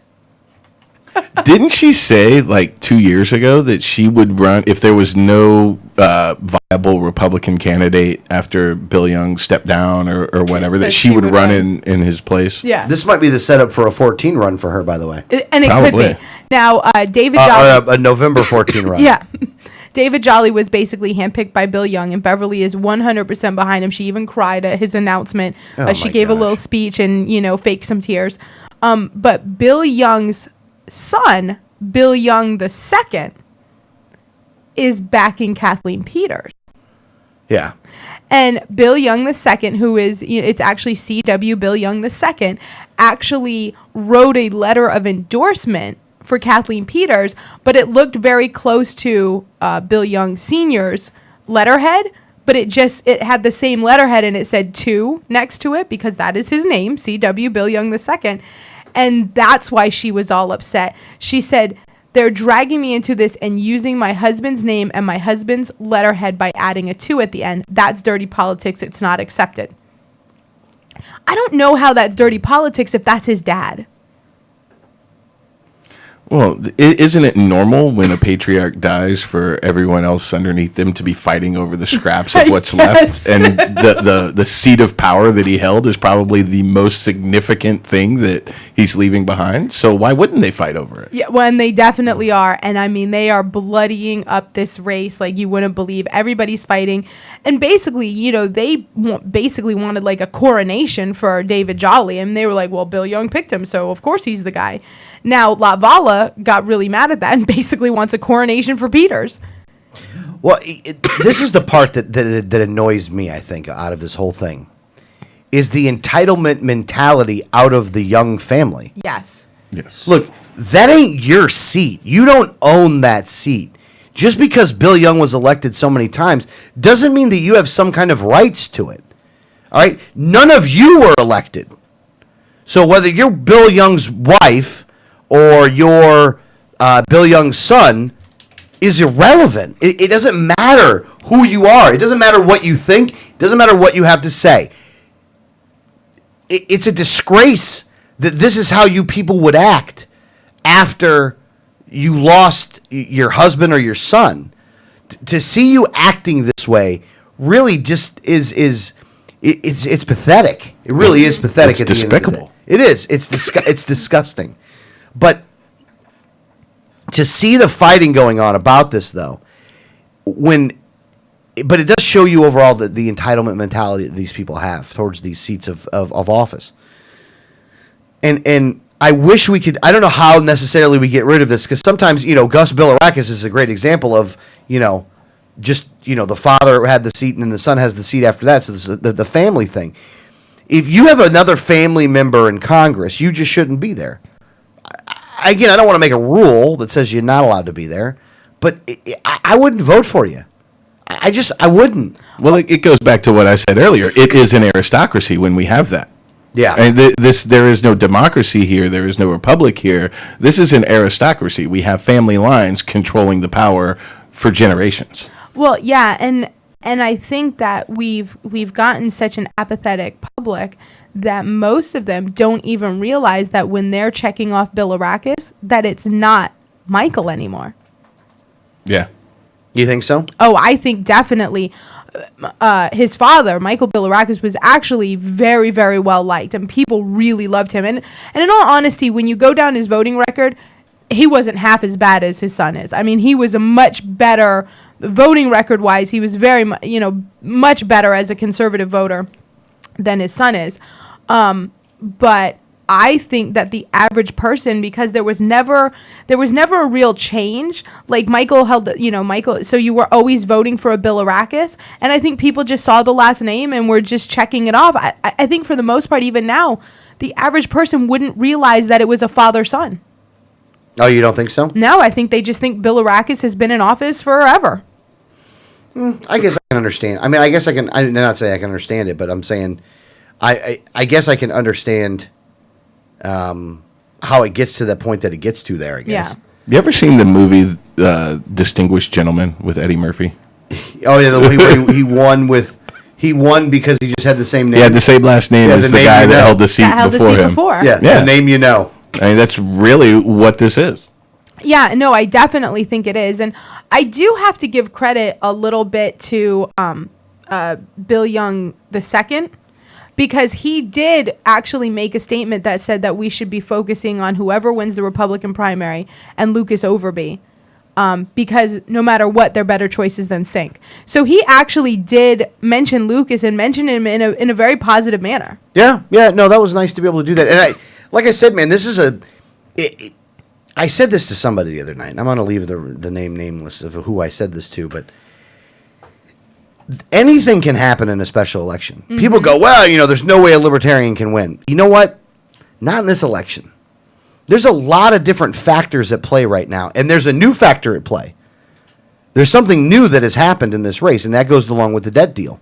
With this budget deal, this is a whole new animal. Yeah. It's going to definitely hurt the GOP with its base of people. And in this race, I think what's going to happen is what I envision happening is there's going to be a faction of the Republicans that are going to be so angry with the way that the election for the primary election went down that they're going to look somewhere else. Now, they're not going to look to Alex Sink. They're going to look to Lucas. I think Lucas, the big winner out of this whole debt deal is going to end up being Lucas. Yeah. Well, and, when you look at both the Republicans and Democrats basically agreed. For in large majorities, they both agreed with each other on this debt deal. The debt deal was horrible for everybody, no matter how you slice it. So I think that they're going to look at the two parties are exactly the same. So it doesn't matter which one on the GOP side or the Democrat side, because they're going to go up there and do everything we hate anyways. And that really makes Lucas stand out as the one who won't do everything we hate. Yeah, absolutely. So the big winner out of this one might end up being Lucas after it's all said and done, which I hope. Well, let's go ahead and take a break. When we get back, Brandon from the Global Dispatch will be with us. to break down this and some other news that's happening nationwide and around the local area. Our website, 1787network.com. You can go there. You can see the articles. We've started a new interview thing when it comes to little small interviews with big people that are happening around the state of Florida. And next week we'll have Ben Swan on in the first hour on the show. So if you see it on YouTube, we'll have Ben Swan on next Yep, yeah. Next week is going to be Ben Swan, and we're going to have Mark Bircher on. And I know that we're probably going to we may try to make it either a three-peater. We might add one more, maybe, possibly. I don't know this for sure yet, or we'll wait till the weekend after for that. But we're going to definitely have more going on with the District 13 race. But again, the website, 1787network.com. We'll take a break. We'll be back in just a minute.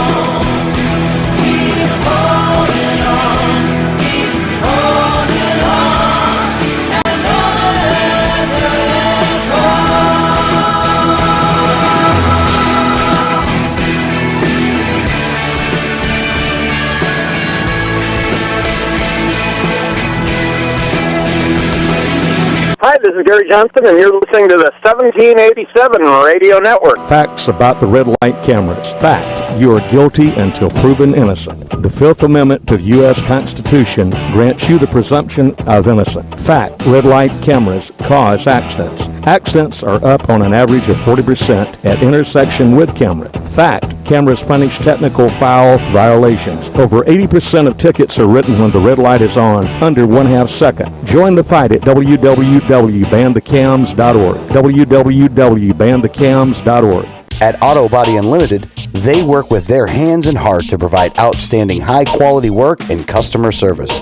They specialize in European automobile collision repair work and refinish. At Auto Body Unlimited, they bring your car up to manufacturer standards, or they will buy your car back. They have dedicated equipment and use the same processes and paint that you would get from the factory. At Auto Body Unlimited, they don't work for the insurance company, they work for you. Auto Body Unlimited is located at 1300 Sunset Point Road in Clearwater. Call 727-443-4041 or on the web at autobodyunlimited.com. Visit Auto Body Unlimited for all of your repair needs. They work for you.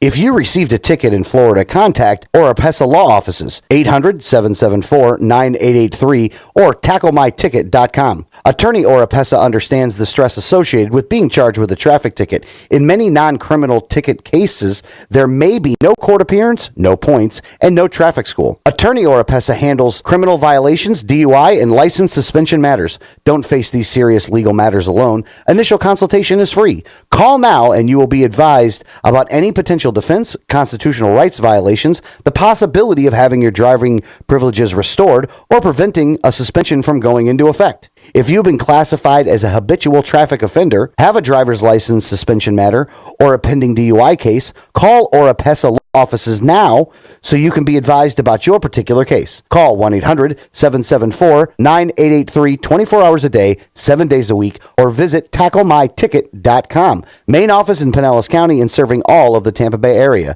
Find out more at tacklemyticket.com. Mention Liberty Underground and get 25% off. Liberty starts with a like. Facebook.com/Liberty Underground. You know Going Postal offers shipping with UPS, FedEx, and DHL International, and they're a full-service post office. And Going Postal is not just your one-stop shop for shipping. They offer copying, laminating, faxing, packaging, and they even have a notary public service. Visit our friends at Going Postal at the following convenient locations: Palm Harbor at the corner of Tampa Road and County Road 1.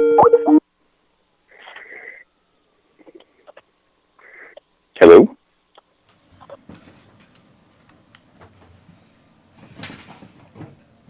Hello?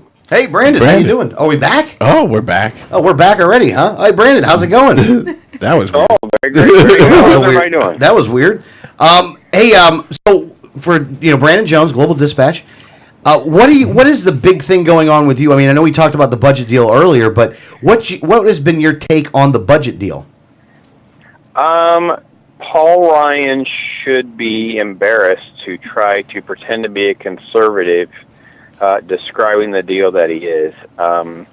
The one area I don't think anyone's attacking him on is as he's gone on the different interviews. I didn't dig a whole lot as we just tried to cover this because it was just blowing up everywhere and sort of overkill. But I think that people did miss that part of his justification had to do with this new airport fee. Mm-hmm. So when you fly on an airplane now, you're going to be ponying up another $5 to the feds or whatever, and this money is, quote, allegedly helping pay for security for your flying and all that. So no one's really calling him out on, well, isn't that the government regulation that you're always opposed to, and aren't you basically just adding a tax to these individuals? So no wonder the liberals and the Democrats are all for it. It's like, hey, we got a free airline tax out of this. We got to, we're cutting benefits to the veterans' benefits for, the federal employees. They got a little pension, penalty there, a little tax for them as well. But it was a little disturbing to not see any aspects of that being called out. But most people, I think, are rallying around the fact that this is like $2 billion a year. Remember, they say 20, but that's based over several years. So let's just make sure everybody's on the same page. It's only $2 billion. It's not even 20 in a whole year. It's that small of amount of money that we're possibly going to cut. It's that ridiculous. And it is a possible cut. It's not even an automatic cut. Yeah, we spend more than this a day. Right. We just blow more than this a day in our federal, just the general fluctuations of things that happen, and spikes and this kind of thing. The president will go on a tour to Africa for he blows them. I mean, $2 billion is just nothing to these people, and it's why it's just nauseating to have him try to pretend under this whole guise of the conservative movement to do this, and it's undoing spending cuts already in place thanks to the sequester. So it's really just an increase. There really is no cut. Yeah, it is an increase. It's not a decrease in spending. It is an increase in spending. And they had to actually get rid of the spending. They had to get rid of the cuts that they made in order to pass this deal. So, the stuff that they fought tooth and nail for, that they took all these political hits for before, are gone. Those are gone because they didn't like those cuts either. Well, I don't know if they fought tooth and nail, but they did concede to the sequestration. And again, this was debt ceiling negotiations quite a while ago, and it was, if we can't figure out the debt ceiling, we can't come to an agreement. We're going to agree today, but if we can't do it, these things automatically will go in there across the board. It will hurt both parties. It will be very universal. And we know none of this really shook out that way. And the Republicans are crying foul because they're all about funding the Pentagon and the Department of Defense and jacking up more money for their little, that's their pet project. That's their thing. And for Paul Ryan to basically try to spin this as, it's not a tax on everybody that flies on an airplane is just so disingenuous and not really being called out on that aspect of it, in our opinion. Yeah, no. It really is very unfortunate on that. What else is going on out there? The breaking news you'll see as our headline now, you'll hear about, I think we'll hear more on Monday. The report will officially come out on Sunday. This is the latest from the committee that's evaluating the NSA, which I find disturbing, by the way, because the committee includes Cass Sunstein. I can go on for like 20 more minutes on how much I despise Cass Sunstein. However, the NSA talks about their intelligence committee gives off just a couple of things, so it's very, very benign in my opinion. There is, the move to privatize this, so it's not under the guise of the military. The way they handle technology, so there's not, quote, a conflict of interest. But there is a move to a recommendation that they would not house all of the information. They would have to go to the actual companies and get permission to get that data. So, for instance, right now they just download everything. They just get everything. And then they go in, they navigate around. This would require them to have an issue with Brandon Jones and then go to my phone companies, go to my internet provider, and get all the information that way. It's just red tape. It's just semantics, in my opinion. But I don't see any of this actually being implemented. No. I think this is definitely one of those things where they're trying to maybe distract people into thinking that they're going to actually change something when in all reality they're not going to do anything of the sort? Would you think that's probably closer to what they're trying to do? Well, it's 100% the truth, too, because they have said the reason that they collect all of the data is because it's easier. So if they do try to go this route, watch them try to add 1,000 new federal employees to manage it, because the whole point is we collect all of this data because it's just easier to do it that way. So if their hand was forced and they had to, if we hear a Republican bill or something that forces them down that road, just watch the flip side of that will be increases of revenue and increases of resources that they would need to do what they had to, instead of actually cutting the program, which is not even remotely in discussion. No one's really ever honestly talking about scrapping this. Yeah, that's not ever discussed, actually. What else is going on out there, Brandon? Our top world story right now, I think it is actually trending pretty widely now, and that is the drone strikes in Yemen have become kind of a hot topic on the world stage because they haven't gone well. And we just blew up 15 people that were on their way to a wedding, and so we completely missed the Al-Qaeda convoy. Of course we did. Excuse me, I'm sorry, I had to sneeze right at the same time that happened. But are you saying that the United States, did a drone strike in Yemen that killed a bunch of people going to a wedding, and there wasn't even any terrorists that were part of the wedding convoy or whatever? Well, they were trying to kill an Al-Qaeda. They were trying to target an Al-Qaeda convoy of some kind and missed that target, and instead murdered an entire group of 15 people that were going to a wedding. And Reuters has quotes now. You have different human rights groups and stuff that are really coming forward. And the stories that they get of the civilians is what's driving a recruitment surge in Yemen, because we keep doing this. We keep making a small mistake in their eyes, and it's costing 15 people their lives. So the story that we also quoted was a very detailed testimony of a brother talking about how he was a school teacher. He had just gotten out of doing exams. He went to take a taxi. As he got into the taxi, some strangers jumped in the taxi at the same time. They kind of shared the taxi, and of course, the terrorist, as we will assume, was targeted by the drone. The drone blows up the taxi and kills his brother. So that's the kind of stuff that's happening in Yemen pretty much every day now. Yeah, no, and this is the one thing that everybody needs to ask themselves when it comes to what we're doing via foreign policy, is that if that happened here, what would your response be? Yeah, if you watched your brother burn to death in a strike, knowing that he hadn't done anything wrong. Yeah, would you think that is a little? Would you think that is a little mistake, or B, like a really, really big mistake? And I would argue that it's probably B, a really, really big mistake, and that we got to stop doing this. Like, we really have to stop doing this. The death toll of the Boston Marathon was how many? Was that 100 people? No, how many was it, Brandon? We didn't lose 100 people at the Boston Marathon bombing. So you start to make a comparison of a recent terrorist attack to the Boston bombing, and you start to go, well, you say, 15 people die in this that are on their way to a wedding. We had some innocent spectators and innocent racers that are injured or killed. Look at the response difference. Look at how we responded when it happened to us. What are we expecting them to do? And I think this is the problem, is we can start making, I think, more appropriate relations to, fine, let's call the Boston Marathon an attack. Let's call it a terrorist attack. Let's not deal with conspiracy issues. I'll deal with questions, how it was handled, and all that. I will set that aside, just make an apples-to-apples comparison, look at how the response is and what should be done. And at some point you have to go, listen, we can't keep doing the drone program. We're making things worse around the world. Yeah, well, you have to understand that people around the world are still human. If you kill their family, they're going to be angry. Yeah. Period. That's it. Everybody's human. They're going to want to come back at you. Yeah, everybody is a human being. If you kill my family, I'm going to be angry and I'm going to want revenge. If we kill their family, they're going to want the same thing. Yeah, no, exactly. What else is going on out there, Brandon? Well, I'm not sure where you wanted to go next, but I would like to at least let everyone's mind at ease, put everyone at rest. The Colorado 6-year-old will not have sexual harassment put on his permanent record because he kissed his little girlfriend. Yeah, on the hand. Well, it was the cheek first on a different occasion. He was punished for that, and this time it was on the hand. So it was his second offense. Because it's his second offense, it qualifies under their conduct rules. Therefore, it can be determined to be sexual harassment.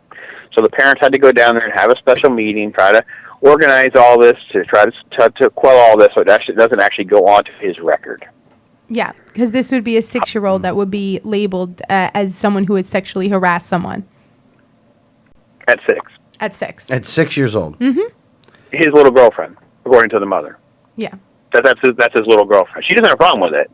This is just the teachers and the staff. They have a problem with it, not the little girl. The girl didn't cry or complain or anything like that. They're like a little boyfriend girl. They're 6-year-old. They're, whatever. He's a little assertive. He's kissing on her, whatever. Okay.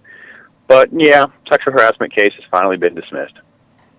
Wow. Well, at least it was dismissed. That's Well, they were getting killed in the media. It was a travesty that it existed. Yes. It never should have happened. At some point, someone should have, said enough already. I mean, you're going a little overboard. Yeah. And why do we bring it up? Because you should call your school board and you should call them and say, listen, don't bring this garbage here. Yes. This is ridiculous. See what's happening in Colorado? Don't do that here. Yeah. Don't do that here. What else is going on out there, Brandon? Well, where would you like to go? I'm not sure if you're navigating the site right now. We've had a very busy week with a lot of crime stories and things like that. Kind of a lot of nice, horrible news to deal with in that regard. There was a nice testimony yesterday with Nagma Abedini. She's able to go before Congress and plead for them to actually, do anything to try to get her husband out of the Iranian prison. He's been jailed for over a year now, and the U.S. government didn't include that as part of their pre-negotiations with Iran during the nuke negotiations. So she's gone again to Congress trying to ask for help there. He's been tortured and beaten several times. They moved him to a prison full of rapists and murderers. He's being threatened daily and that kind of thing. So that was really kind of a bigger story that has evolved over the last couple of days. I guess she met with Donald Trump. Donald Trump piled on the Obama administration and all of that. But anything that she can do to try to raise the profile of the story and the plight of that family is what's happened. So, well, Brandon, let me ask your opinion on this. Is that why do you think that the administration didn't do something about this issue? Like, why didn't they say return the guy? I really don't even know why they didn't ask. According to all the reports that we've read, they didn't even really bring his name up or bring it up to the table. And I don't know if it's. My opinion is, and it's all this is that I don't believe the administration sees themselves having the upper hand in these type of negotiations.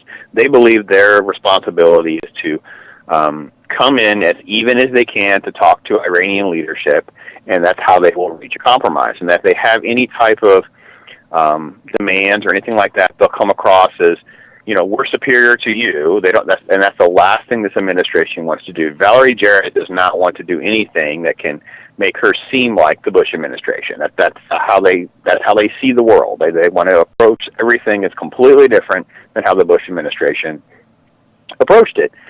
So by asking, say, listen, before we even sit down, I need you to release this pastor. I need something of goodwill. They did not even do that.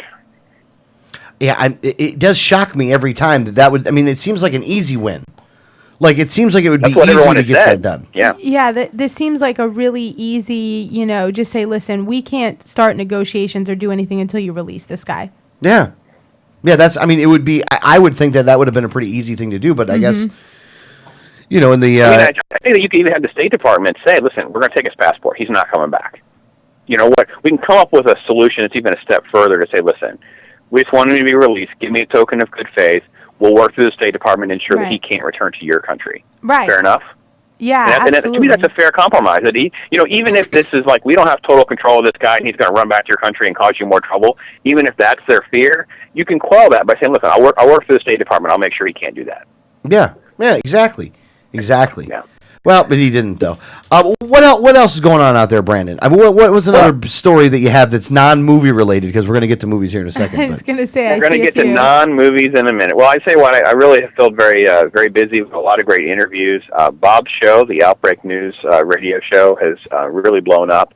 So you go to the Outbreak News section and get all your news. He calls it the news of worms and germs. So if you have questions on disease, want to know what's going on, there's different things that are happening all over the globe, not just in the U.S. And sometimes it's very shocking. I mean, we think in America, polio's been eradicated, yet we have polio outbreaks. We have meningitis outbreaks. We have things that are happening all the time, and they don't make our press unless they remotely get to something, not even just a case in America, but you have to have several cases for it to break into the new cycle. And Bob does a great job of pushing way beyond that and bringing a lot of things to people's attention that otherwise don't get covered.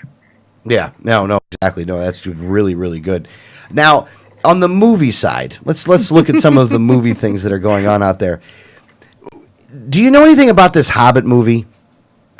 It is the second chapter. There's three films of the adaptation of The Hobbit by Peter Jackson, the folks that did Lord of the Rings. This one will probably bring a lot more action, a lot more humor to the table than the previous one. I did miss the screening, so I'll have to see it probably next week. But our other reviewer that we work with, MediaMikes.com, Mike Smith reviewed it, gave it 5 out of 5 stars, and says it's fantastic. It moves a lot faster. It's a lot more of, some of the comedy that started to play in, let's say, the second Lord of the Rings. You get into the bantering between characters and all that. That's really brought in as they start to introduce the elves and some of the other characters. And, of course, they're going to present the big dragon Smaug. That's the center of the film, is the conflict with the actual dragon. Okay.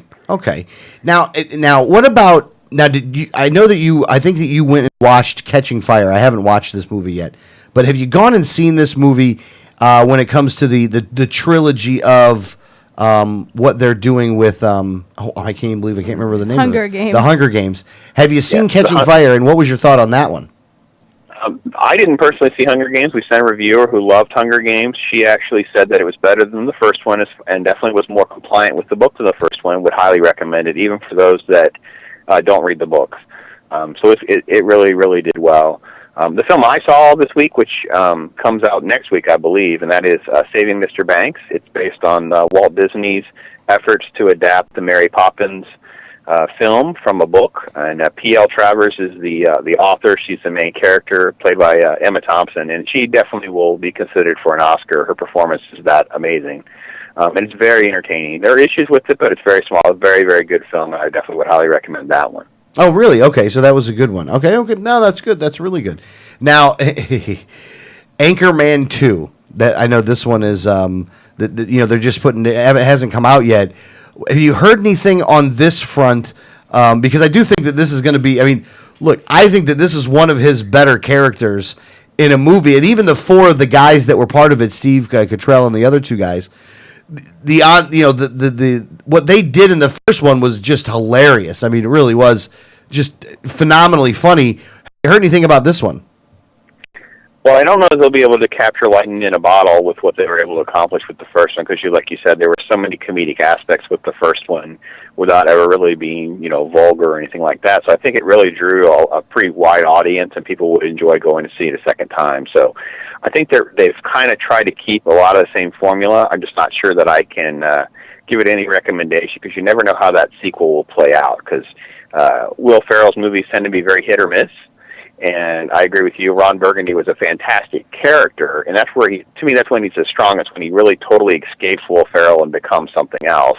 And this was one that was really good, and I have my eye on that too. So that comes out, I believe, Christmas Day. Yeah, that one is. I'm looking forward to that one, because I thought that like I said, the first one was really good. I mean, it was just there were so many different parts of that movie that were just. So funny. I quote that movie all the time. Oh yeah, all that escalated quickly. I mean, well, I think it's because Alex secretly wants to just kill someone with a trident. I killed a man with a trident. Yeah, yeah, you might have to lay low for a while. I like how in the beginning of the scene he was actually holding a grenade. Like he was walking around holding a grenade. Like, hold on, in a fight like that, how are you going to use a grenade? Like, there's no possibility it will be used. And yeah, that was just really, really funny. Now, the last question I have for you, Brandon, does come down to it's not one movie. They're making all of these different movies. And the one review that you did was for The Dark World versus Thor, The Dark World, which was the second one to the first Thor movie, which the first Thor movie was actually not that bad. It was pretty good, but what happens in the second one, or what can you tell us happens in the second one? The second one is better than the first one. It moves very, very fast.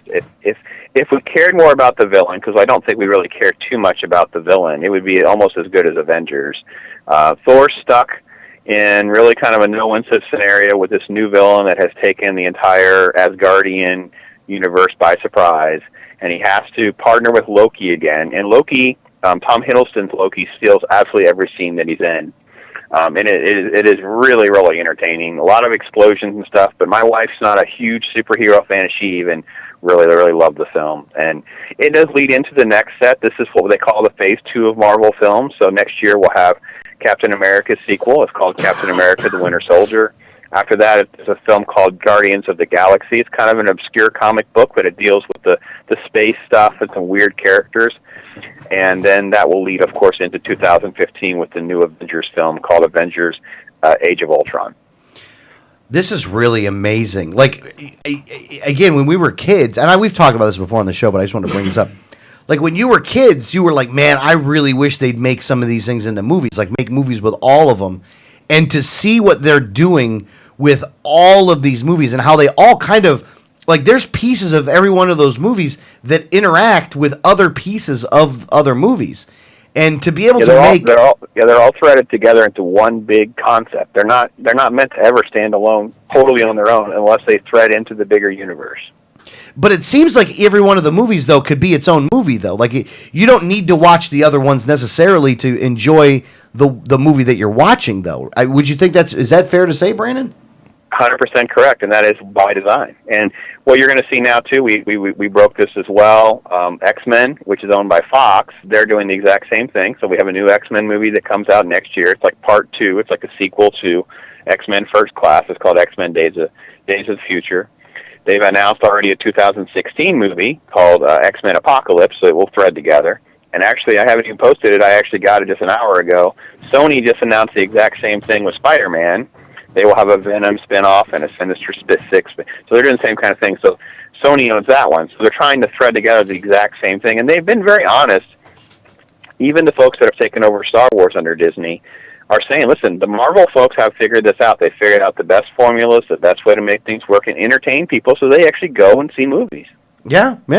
And I think it's... Go ahead. I am excited about the Star Wars movie. Yeah, I think that's going to be good. No, I think that in that aspect, like, I love that, and I was never really a big Thor guy, but that's really cool how they're bringing, they bring that element in, which is a whole different element. Then you have the Iron Man, then you have, then you're bringing Captain America, and to have all those different pieces just being able to flow in there is good. And you're right about Loki. I mean, that guy does steal the show for, he stole, even for the Avengers, he was a great actor in that one. I thought that was a phenomenal movie. So I was really a big fan of all of that. So I'm glad to. Looking forward. And you're only going to get more characters because this only takes you up to the second phase. The third phase will introduce all sorts of new characters. So you'll get a little bit of that headed into Avengers, where they add a few more characters each time, and then you'll see even more characters coming after that because they can't keep Robert Downey Jr. and some of these folks on contract long enough. So you'll see them start to phase away from some of the Iron Man stuff, and they'll go into some other things like that, and then they'll probably reboot Iron Man in a few years with a different actor, in my opinion. Well, that's what I like about what they're doing with Marvel Agents of S.H.I.E.L.D., because they're using that series to kind of link all the movies together and create this story that kind of connects everything. And they can use that to introduce new characters through the show. That way they don't have to create a whole movie to build up these characters and, waste 40 minutes of our time doing a backstory during this movie. They can set it all up in the TV show and introduce these characters. Then we get to the movie and it just picks up and is action from the beginning. Yeah, no, absolutely. Well, Brandon, his name is Brandon. The website is theglobaldispatch.com. Brandon, thank you very much. We appreciate you joining us. Thanks for everything. Remember, talk hard. Talk hard. Always like that. Always like Brandon. This is... Oh, hey, here we go. So I really think that you want to try to do a little bit of a breakaway when it comes to some of this stuff. You know what I mean? That way you can hear some movie stuff as well as the news stuff, and kind of gives you a whole well-rounded thing to, kind of take away for some of the reality of what they're currently doing to this country. So if you can take 2 hours or 3 hours and go watch a movie, it wouldn't be the worst thing in the world for you. So that's hour 2, guys. That's hour number 2 in the bag. Now, if you're listening to On Tan Talk 1340, understand that we actually do a third hour. If you go on YouTube and go to the 1787 Network, then you can actually find the 1787 Network YouTube channel. So go there. Please check it out. We talked in the first hour also about a new website that we've got. That's libertarian2014.com. If you go to that website, that will give you information on campaigns, candidates, on activities and actions that are going around the state of Florida. And for those of you that listen in this area, one of the other things that you need to be looking at is your Congressional 13 race. Lucas Overby, great guy, great candidate. Make sure you take a look at him. Next week we will have Mark Bircher on, who will be involved in that Republican primary for that, in an effort to at least give you as much of a rounded view as possible. Go ahead, Danielle. And we have Ben Swan. Don't forget Ben Swan. Oh yeah, next week we'll have Ben Swan. First hour, so you have to go onto the YouTube from 9 to 10. He will be on at 9:30 on as we stream on YouTube. So we'll be interviewing Ben Swan. He'll be on for a half hour. That's right. Thank you very much, Danielle, for that update. Again, guys, been a great week. We'll see you guys next week. Have a good weekend.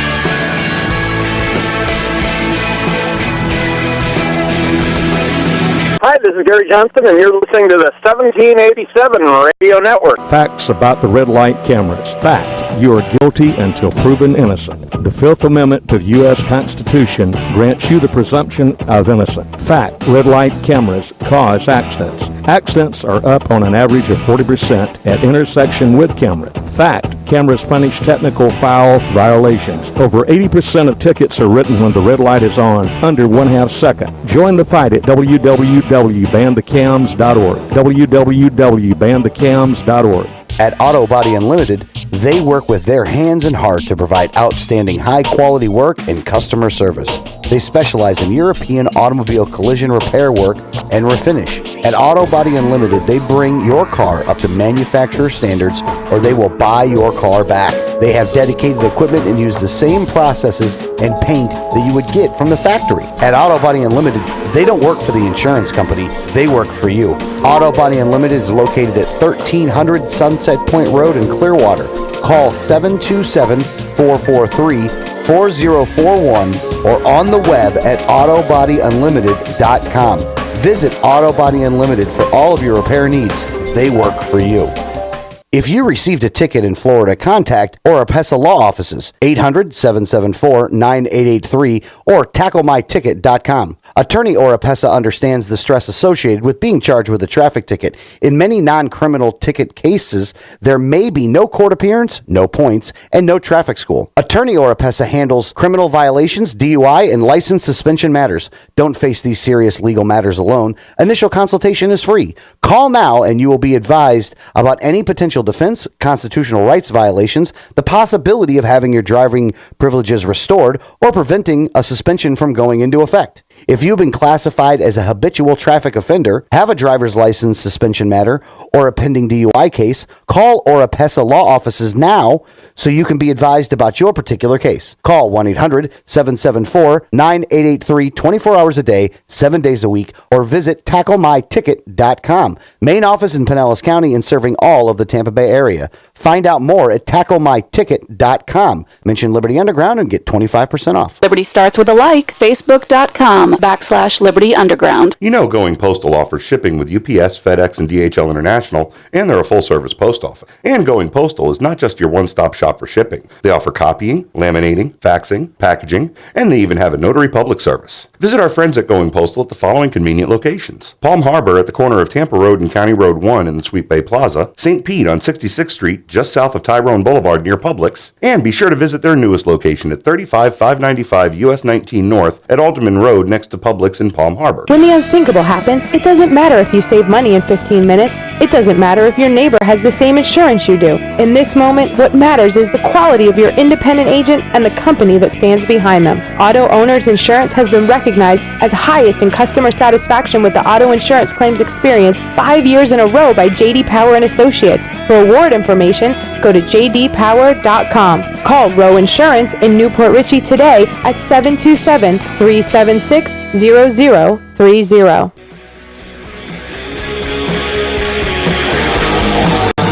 Welcome back, Liberty Underground, hour number 3. If you would like to call the program to refresh telecom lines, 1-800-525-4032.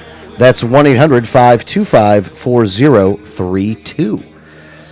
So far, been a pretty big 2 hours. You got to say, kind of a fan of it.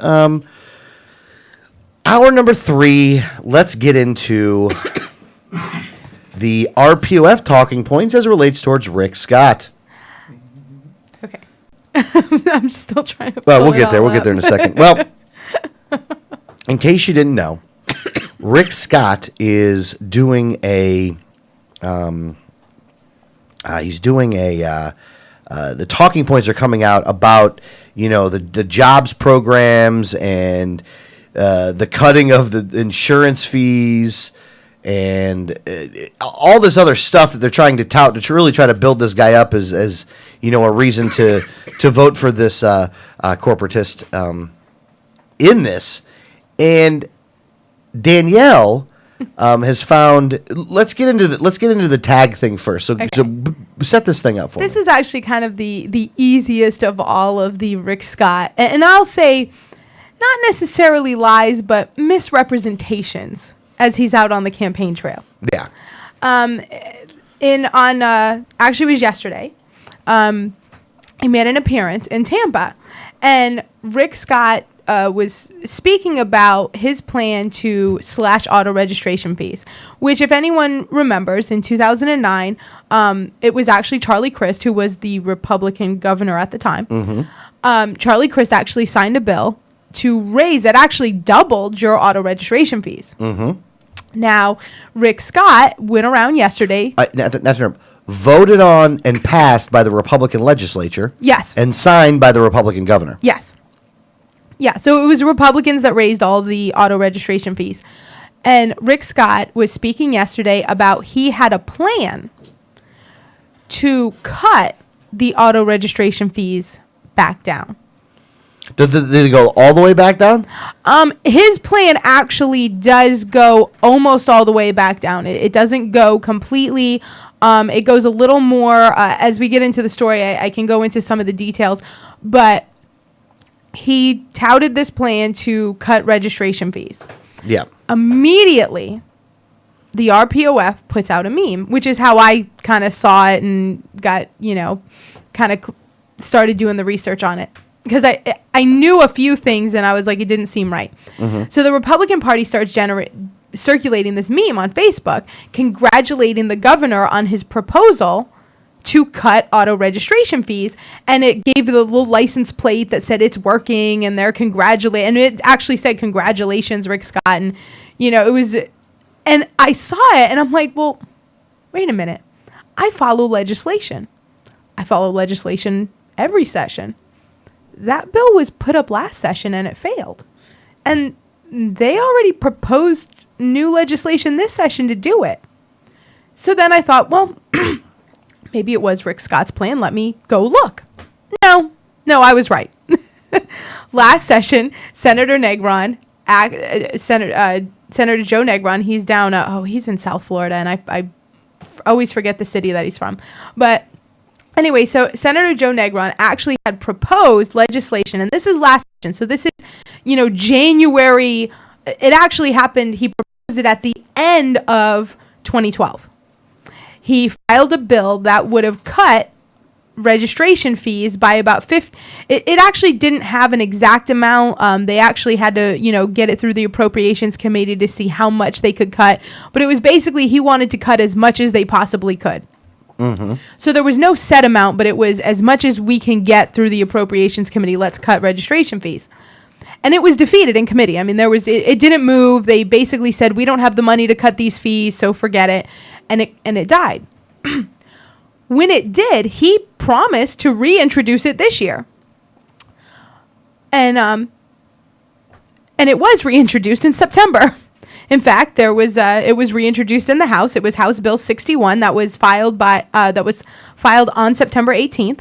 And it's sponsored by Hill. Co-sponsors are Eagle, Hood, Santiago, and Stewart. Senate bill, this is on the Senate side, Senate Bill 156, the motor vehicle license taxes, which is sponsored by Joe Negron, co-sponsored by Benaquisto, Clemens, Evers, Brandis, and Hucko, filed on September 12th. Now, you guys know Rick Scott's given a ton of speeches since September. Mm-hmm. And I don't remember any of them saying that he had a plan to cut registration fees, right, for your automobiles. Didn't hear one. I haven't heard about it either. But these guys actually filed it in the Florida legislature in September. Yeah. And now one thing that you said is that now Rick Scott doesn't officially file legislation. What is the process if the governor has something that he wants to see done? Yeah, if the governor specifically wants to see something done, because he doesn't actually, he can't actually introduce or sponsor any legislation, what he'll do is what's called a committee bill. So he'll actually go to whatever committee would normally handle that. The first committee that would handle that was probably appropriations on something like this. So you'd have transportation appropriations committee. And what he would do is ask them to write and introduce. He would take it to the legislative writers. They would submit it to the committee. The committee would then introduce it on the House floor or the Senate floor, and it would be called a committee bill instead of a House bill or a Senate bill. Now, that doesn't exist. Yeah, that doesn't exist. So he didn't do this. Right. He didn't propose this at all. Joe Negron actually was really championing this issue last session. And Rick Scott was nowhere to be found. No, Rick Scott didn't comment on it at all. They reintroduced it this session. Now, let me ask another question here, though. If Rick Scott at that point last year would have said that he wants to see this thing move forward, would it have made it to a vote then? It probably would have made it a lot further. I mean, nothing guarantees it, but... Right. I mean, obviously, people, with a Republican-controlled House and Senate, if the Republican governor says, I'm really interested in this piece of legislation, I believe it's part of my plan, I'd really like to see this passed because I'll sign it, most likely it probably would have moved. Okay. So, but he didn't say anything about this last year. No, not at all. But the bill was there last year. So Yes. then it wasn't his idea. Right. But now he's coming out like this is his idea of what he's going to do to help the taxpayer. Right, and these bills were filed already in September. It's just interesting. The timing of this being his plan. Mm-hmm. Now, some of the newspapers have called him out on this, that they have said that, well, there is already legislation being proposed. But what they're saying is his plan cuts it more than their legislation. And that's how they're kind of getting around this being his plan or not. I gotcha. Even though last year he was nowhere to be found. Nowhere to be found. And in September, he wasn't talking about it. Yeah. In September, when this other one was passed, he goes, hey, this is a great bill, but we really ought to do this instead. Right. In September, when these bills were filed, at no point did the governor say, I see the bills that are being filed. While I agree that we should cut registration, I don't think it goes far enough. I hope, compel the committees to increase the amount, which he can do. He can compel the committees to increase the amount of the cut. But he didn't do that either. Mm-hmm. He just all of a sudden made a speech in Tampa saying, oh, hey, guess what, guys? I got a great idea. Let's cut auto registration fees. Yeah. And when I heard it, I'm like, well, there's already legislation to do that. And it was the guys that are voting on this now that voted to increase it to begin with. Yeah. Now, I mean, not all of them, of not course, all of them. Obviously, not all the people in the House and the Senate were there in 2009 when Charlie Crist signed this into law. When Charlie Crist, the Republican governor at the time, who's now running as a Democrat, and it wants you to think that he's changed, he's the one that signed it into law to increase the spending, to increase the fees on things that would affect the poor and middle class much more than the upper class. Yes. A fee on auto registration fees actually does affect the poor and middle class more than anything, because this is a fee just for your license plate. So it's the same amount no matter how much money you make.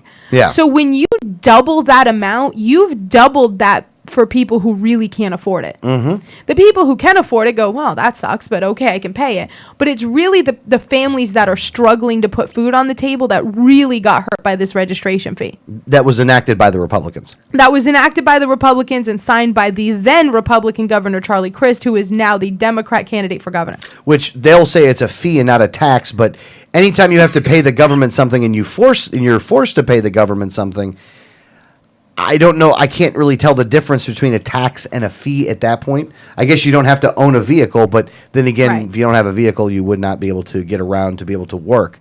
Even though, these guys are going to tax us so much that vehicles might end up being a luxury themselves. So I guess down the road, maybe they're going to have a bigger point there. But so that's what's going on with the Republican legislature trying to go back on what the Republican legislature did. And for Rick Scott to try to take credit for it all as When he his didn't do- plan. when he didn't do anything. When he actually didn't plan this at all. It was really, it's one of those things where Must be campaign season. it's campaign season. Well, now that I'm going into my campaign season, I'm all for cutting registration fees. Even though last year when you tried to cut it, I was like, whatever.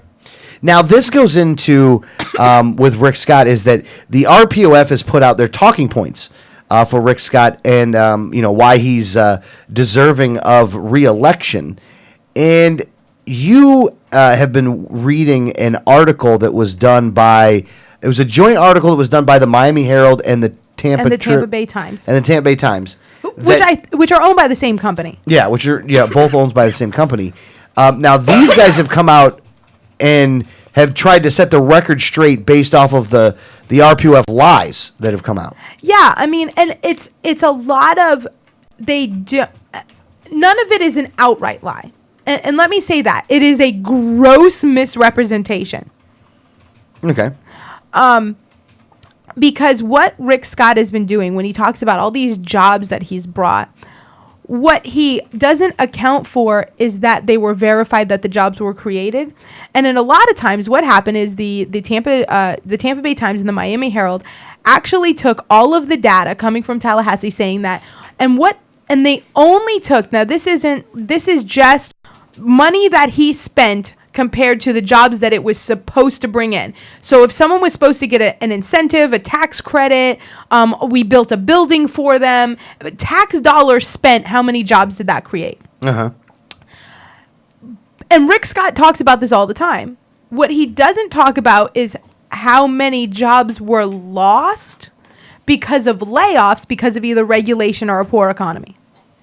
Mm-hmm. So he doesn't talk about the net gain. He talks about them separately. And which is, like I said, not an outright lie. Did he create 45,000 jobs with his incentive plan? Absolutely, he did. He also, because under his leadership, lost 200,000 jobs in the state of Florida. Now, but even that 40,000 number of jobs that were created, though, there's something that's going on there as well. Yeah. Out of the 45,000 new jobs that the Rick Scott campaign is going to tell you that they created, 96% of them have not actually materialized yet. Really? Yeah. Most of these jobs and Rick Scott's team is basically saying, well, their businesses are working on it. This was going to be over time. We didn't say that this was going to be created overnight. But 96% of the jobs have yet to materialize or couldn't be confirmed. So when they went to those businesses, the businesses couldn't confirm that they had increased their jobs by that number. There's a lot of money that we gave up front to some businesses, to some large businesses, to build a building and move their headquarters here, and the land is still empty. So they will announce all of these jobs that they've created overnight, but they won't actually create the jobs overnight. What they do is announce the jobs when the deal is inked, like, okay, we're going to give you this money and you're going to move down here. And they'll all of a sudden say, we just brought 1,400 jobs to Florida. Well, the groundbreaking may not happen for 10 years. Now, the company has gotten our money. That happened immediately. The money was spent already. $266 million has been spent already to bring jobs here and incentives and tax breaks. It was supposed to be for 45,000 new jobs. Now, if you do out the numbers, that comes out to about $5,000 per job. That's still a lot of money, but if it's a long-lasting job where that becomes a taxpayer, a family that's moved here, it's not even that horrible at $5,000 a job, but it is when 96% of them aren't here. Yeah, absolutely. Now, another thing that they talk about in there is that the unemployment rate has gone down from when he started. He was at 11%, and now he's at, and now it's at like 6.7%, if I'm not mistaken. Yeah, it's actually, I think, it's right around 7%, but that comes more into play with people who have dropped out of the workforce or stopped looking completely than it does because of jobs created. Yeah. So it's basically people who have given up looking than it is because he's brought jobs here, because he hasn't really. I mean, and this is just one, and we'll go through a lot of these because these are great. Now, let me just make this caveat first, though, is that government doesn't create jobs. No, you're right. But continue what you were saying, though. But now Rick Scott and them, who when they were campaigning would say that government doesn't create jobs, but he's going to create jobs, that he was going to bring all these businesses, and that's how he was talking about being able to create jobs. Now, we've seen now that, as you pointed out, 96% of them haven't actually materialized out of the 42,000 jobs. But go ahead with what you were going to say next. Yeah. Now, this is the biggest number, is that Florida employers reported, and this is just, in a couple years. This isn't actually his whole span in office, but there's been 49,163 layoffs, according to federal data. And this is people who have reported. Now, this isn't businesses that have gone out of business. These are large companies. So if your small business employed 50 people or, 20 people and you went out of business, that's actually not in this number. Mm-hmm. But 49,163 layoffs, and these are from big companies. These are just, big companies that downsized. There was 49,000 layoffs. And you have to understand what the first number was I told you. Rick Scott is saying that he brought 45,000 new jobs here. 49,000 jobs were lost just in layoffs, just in downsizing. So he's already at a negative 4,000 jobs, even if you were to give him all of his numbers. So even the spin got spun, and those numbers aren't even accurate. Right. Well, I mean, even if you were to tell him, okay, we'll give you the whole 45,000 number. Does that cause you to have to take your jacket off? No, it was getting a little warm. This is hot. This is hot. I'm pissed. I'm fired up. This is hot, man. This is so Danielle's hot. gonna break a mic. I'm fired up. Even if you were to say, now, even though 96% of those 45,000 jobs haven't gotten here yet, but even if you gave them the whole number and said, okay, we trust you, those jobs are coming. Yeah. Which we'd never say. Which we would never say. Just for the record, that the fact that Danielle even said that is wrong. Right. And you should apologize on air to everyone right now that you even said that. I'm sorry. So we are stipulating that it would be possible to trust this man, and we'll give you the benefit of the doubt, but we still know it's wrong. Right. Okay. Even though we know that's completely wrong, even if we were to just kind of give him the numbers of 45,000. Which we wouldn't do. The total number of jobs that were lost at companies that employ 100 workers or more. So these are companies that employ 100 workers or more that had to downsize. There was 49,000 layoffs. So you have a net loss of 4,000 jobs. But the unemployment rate went down, and the reason why that was because everybody quit looking for jobs. Yes. Now, 14% of the deals that Rick Scott has made, and that was part of this 45,000 new jobs, 14% of the deals, which is 46 deals in all, 14% is 46 deals, have completely collapsed. Like, the projects are not going to happen. So 14% of the deals that he's touting in the 49,000... In 45,000. Of the 45,000 have already collapsed. Yes, they're not going to happen. Now, what the governor has been doing is offering tax breaks, and $45 million of the tax breaks are actually just sitting there idle because the companies that have made the deal to hire people haven't reached their hiring goals. All right, so the tax money that we set aside to give to big corporations Yes. hasn't even been used yet because those big corporations haven't given us the jobs that Rick Scott is going around the state touting that he created. Right. Does that make sense, folks? Are you catching wind of this one? Sadly, it does make sense, and I'm pissed. Now, and here's just, and we've gone down to this area quite a bit, so we actually do see how much this area does need help. But in Broward and Miami-Dade counties, where a lot of this focus was, a lot of the focus was in the South Florida region, but in Broward and Miami-Dade, Scott inked a deal that should have created 5,456 jobs in exchange for $25 million in tax incentives and breaks. Can you guess how many jobs have been created from that deal? Like verified jobs? How many? 61. 61, huh? That's kind of a high number. Yeah. 61. Hold on, you say 61 out of... 5,456. Oh. What percentage is that, you think? Is that, I don't know, but it ain't high. It's 1% maybe? Maybe. It's a little over 1%. A little over 1%. All right. Hey, Rick Scott, 1%er. 1%er, buddy. Good job. Real good job. I got to tell you, man, really, really doing a great job, you Uncle Fester looking. All right, go ahead. But, and they do talk about the unemployment. It did go down to 6.7%. And what they're saying is that the private sector has added 440,000 jobs. Now, the private sector may have. But that was not because of any action of Rick Scott. These are in spite of the actions this of Rick is Scott. actually in spite of the actions of Rick Scott.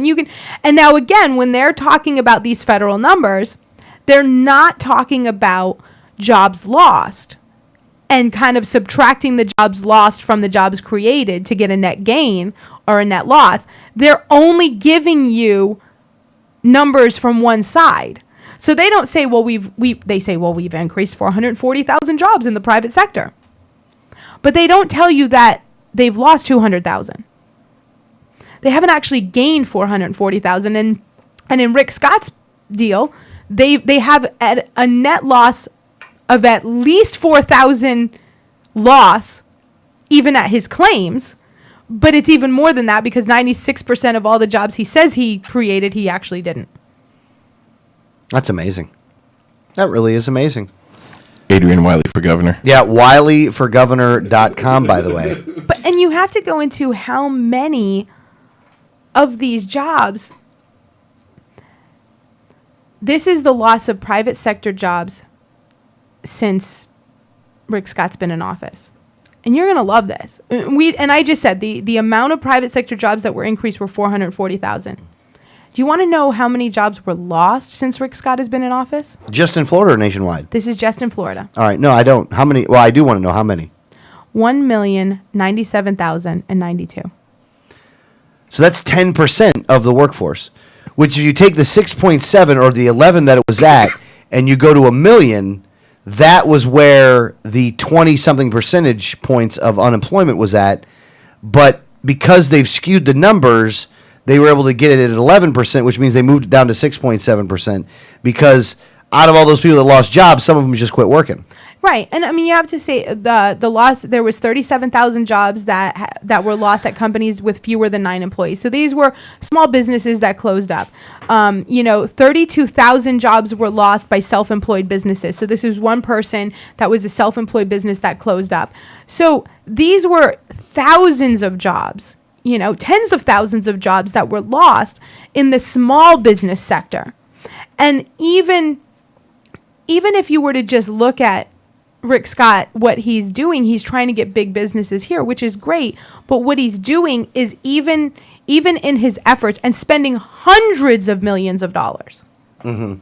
Hundreds of millions. Hundreds of millions. What is happening is that small businesses are being completely snuffed out of the whole market in Florida. Yeah, he doesn't care about those businesses. No, if because they don't give him enough campaign contributions. To be honest with you, they're not worth enough to give him enough campaign contributions. The corporatist little man that he is. Yeah, and altogether he's proposed $275 million in tax breaks and other incentives. This is all generally going to big businesses. There are some small businesses that they're giving them to, but these aren't what you and I would consider small businesses. These are businesses with 50 to 100 employees at it. So even though, I look at a small, mom and pop shop that employs, 4 people as a small business, they wouldn't even qualify for any money whatsoever. There's no help coming to those people. Those people are just closing. Yeah, they're just closing down. And it seems from Rick Scott's point of view, the more closing down, the better. Yeah. Now he does have a couple. He has a couple successes, which is Hertz Rental Car. They did actually come here and they created a few more jobs than what he expected. How many? They were supposed to bring in 392. They ended up bringing a little over 700. So I mean, they did bring in a little more than what 700 out of a million that we lost. We're getting them back quick. Yeah, but. People like in Ocala, a British company, Melrose, laid off 129 jobs because it relocated. CHEP USA, a national leader in freight packing, moved its headquarters from Orlando to Atlanta, taking with it 170 jobs. Wow. There's a Miami plant, HomeServe USA, which is in Miami, laid off 160 people. Wow. Well, let's get to work, guys. Get to work. It's working. The plan of the Republicans is working pretty well in the state of Florida, it looks like, I guess. That's one of the things that I like about Adrian. That's the difference between libertarian candidates and establishment candidates. Adrian's not out there claiming he's going to create any jobs. He's out there claiming that he's going to empower the free market to create jobs. Right. Correct. So it's not on his shoulders if those jobs don't get created, because he's not taking the responsibility for it and saying that he can. And this is what happens when they do. Because now Rick Scott looks like a complete fool, and he looks like a liar and an evil person, because he claimed he could create these jobs, and now when you look at the numbers, he's not. And he should have kept his mouth shut in the first place and approached it like a rational, intelligent human being who believes in the free market. And said, I'm going to empower Floridians and Florida businesses to create jobs, not I'm going to create jobs. Yeah. No, that's absolutely correct. But this is their plan all along. And again, just like the Republicans and the Democrats, there's not really any difference between the two. And it's who their corporate masters are is really the bigger issue here. And Rick Scott was one of those guys, at least in my opinion, that was always giving these, the current crop of politicians money, and then decided to run himself because he didn't feel like he was getting a big enough return on his investment, or he thought he could do it better. And that goes along the same lines with what happened with Wilton Simpson. So that's what the establishment of the GOP is actually moving towards, is they're going further towards corporatism and more away from anything that has any semblance to free market principles. And many people that we thought were good, honest patriots that were looking to do the right thing have decided to sell their soul for a loyalty oath and support Rick Scott. Yeah, I mean, I definitely am saddened by some of the people that are, supposed to understand liberty, fiscal conservatism, freedom and things like that. Oh, yeah, you know what? I wanted to bring that up. Hang on. I hate to interrupt you. Fiscal conservatism. Let's compare the two. And I want you to give me the data that backs this one up, because you did it for me last night, Danielle, and I want you to please do it again in front of an audience now. Is that Charlie Crist and Rick Scott, can you explain the budgetary numbers for both of these guys, and then based off of the budgetary numbers alone, tell me who the more fiscally conservative politician was while they were in office as governor, please? Well, this is hands down Charlie Crist. Oh, you gave it away in the beginning. I'm sorry. I wanted you to kind of lay it out. That's why I asked for you to do that. I'm sorry. That's okay. I have to go with, because it's such a drastic there's no way to spin it any other way. All right, well, I'm going to play devil's advocate then, since we're going to have to switch Okay. up the game here. That's not true. That's not even possibly true. Rick Scott's the fiscal conservative. Charlie Crist is a nightmare. Where did you get this information from? What crazy conspiracy website have you read that makes you say that? Well, I actually looked at the budget numbers. What, the budget numbers from Think Progress? No, the actual budget numbers from the state of Florida. You mean not an official state of Florida website, right? No, this is the official state of Florida website. Oh, well, what does it say? Well, it actually says that, and it's a little misleading in a little ways, but it's not. It's hands down, Charlie Crist is the biggest fiscal conservative, although it was in spite of Charlie Crist, not really because of him, but either way. What happened is Charlie Crist took office in 2007. There was also a huge decline in revenue that same year. So the budget could not be the same. The highest budget in history has not been under Scott. It was actually, oh my gosh, I can't believe who I'm blanking on and who was before Crist. Was it Lawton Childs? No, it was Bush. Jeb Bush. Oh, it was Jeb Bush. It was Jeb Bush, yeah. Now I'm thinking, because that was who was before Crist. Oh, yeah, that's true. Yeah. So Republican. by the way. Republican. This is a succession of Republican governors. So All right, so go ahead. succession, not secession. Wishful thinking. Yeah, Freudian slip there. Republicans don't have the balls to do that. I know. So the highest budget was actually the last year of Jeb Bush's term. He had actually the highest budget in Florida history. All right. Now, revenue dropped, and it dropped because of the housing market drop. Large corporations went out of business. There was, a huge, even though the average person, and you'll hear that the housing bubble burst in 2008, it actually started in 2007, and revenue for the state actually dropped in 2007. So the first budget that Charlie Crist made had to drop. It had to drop very significantly, because you couldn't spend that much more than you were going to bring in. I mean, it just wasn't even possible. Yeah. And we have a constitutional amendment forcing us to have a balanced budget in the state of Florida. Yeah. We can't play it like the federal government. We do have some deficit spending, but it's only in certain areas and things like that. So our general revenue fund has to balance. So he had to drop the budget by a significant amount. Now, every year in office, he did raise the budget, but he never even came close to the budget from before he started. Yeah. Because revenues haven't gotten there yet. Because revenues haven't gotten there. Now, Rick Scott, on the other hand, from when he started till when he finished, has increased the budget by $8 billion. $4 billion of that being just this past year.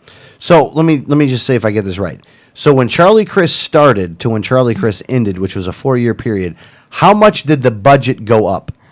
The budget actually, because the budget actually dropped his second year and then went back up. So from his first year to his last year, he was actually a little less spending in his last year than he was in his first year.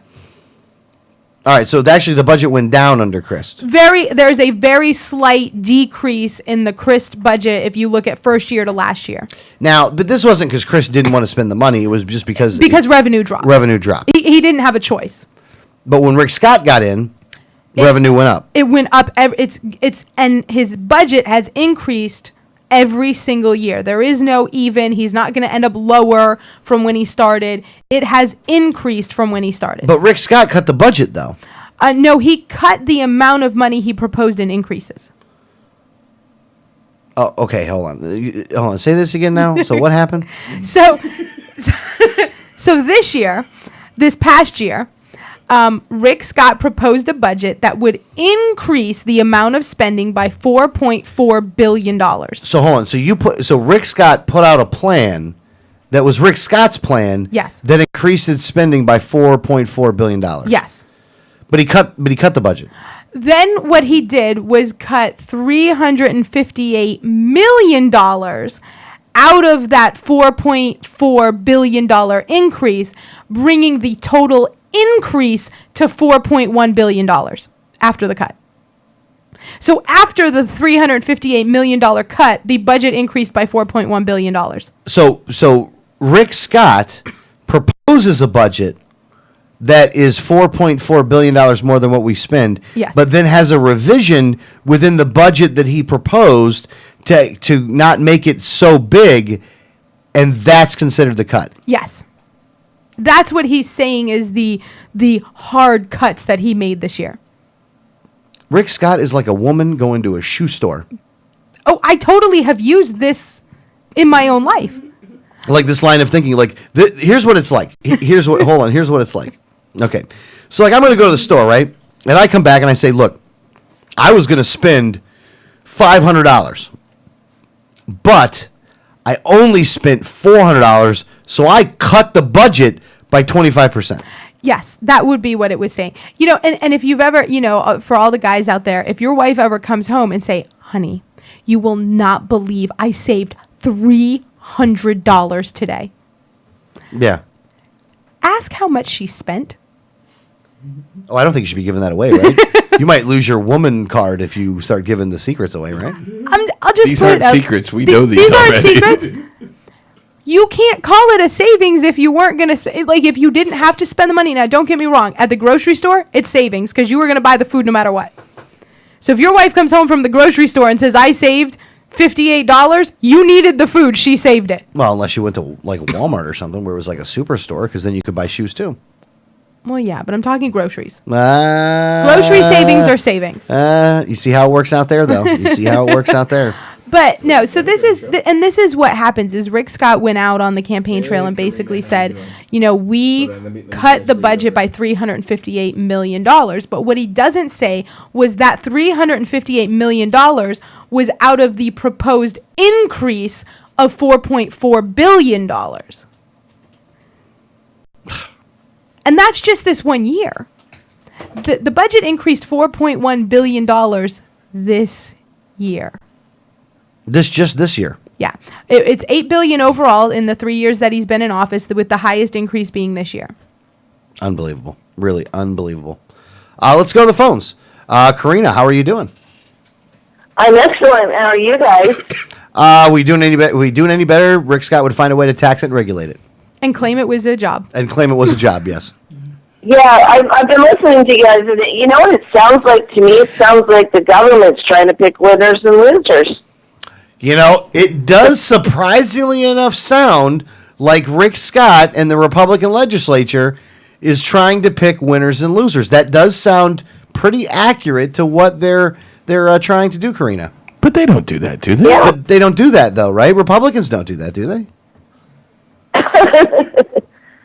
I'll tell you what, driving around Pinellas County and seeing all the small businesses that have closed, it's heartbreaking. And for them to think that he's brought work to America, all they have to do is walk and listen to their neighbors and listen to the small business owners, and everybody knows that's fallacy. Yeah, no, absolutely. Yeah, if you just go around and, if you don't listen to the talking points and you go and listen to the people, that you're going to get an entirely different viewpoint of what's actually going on here.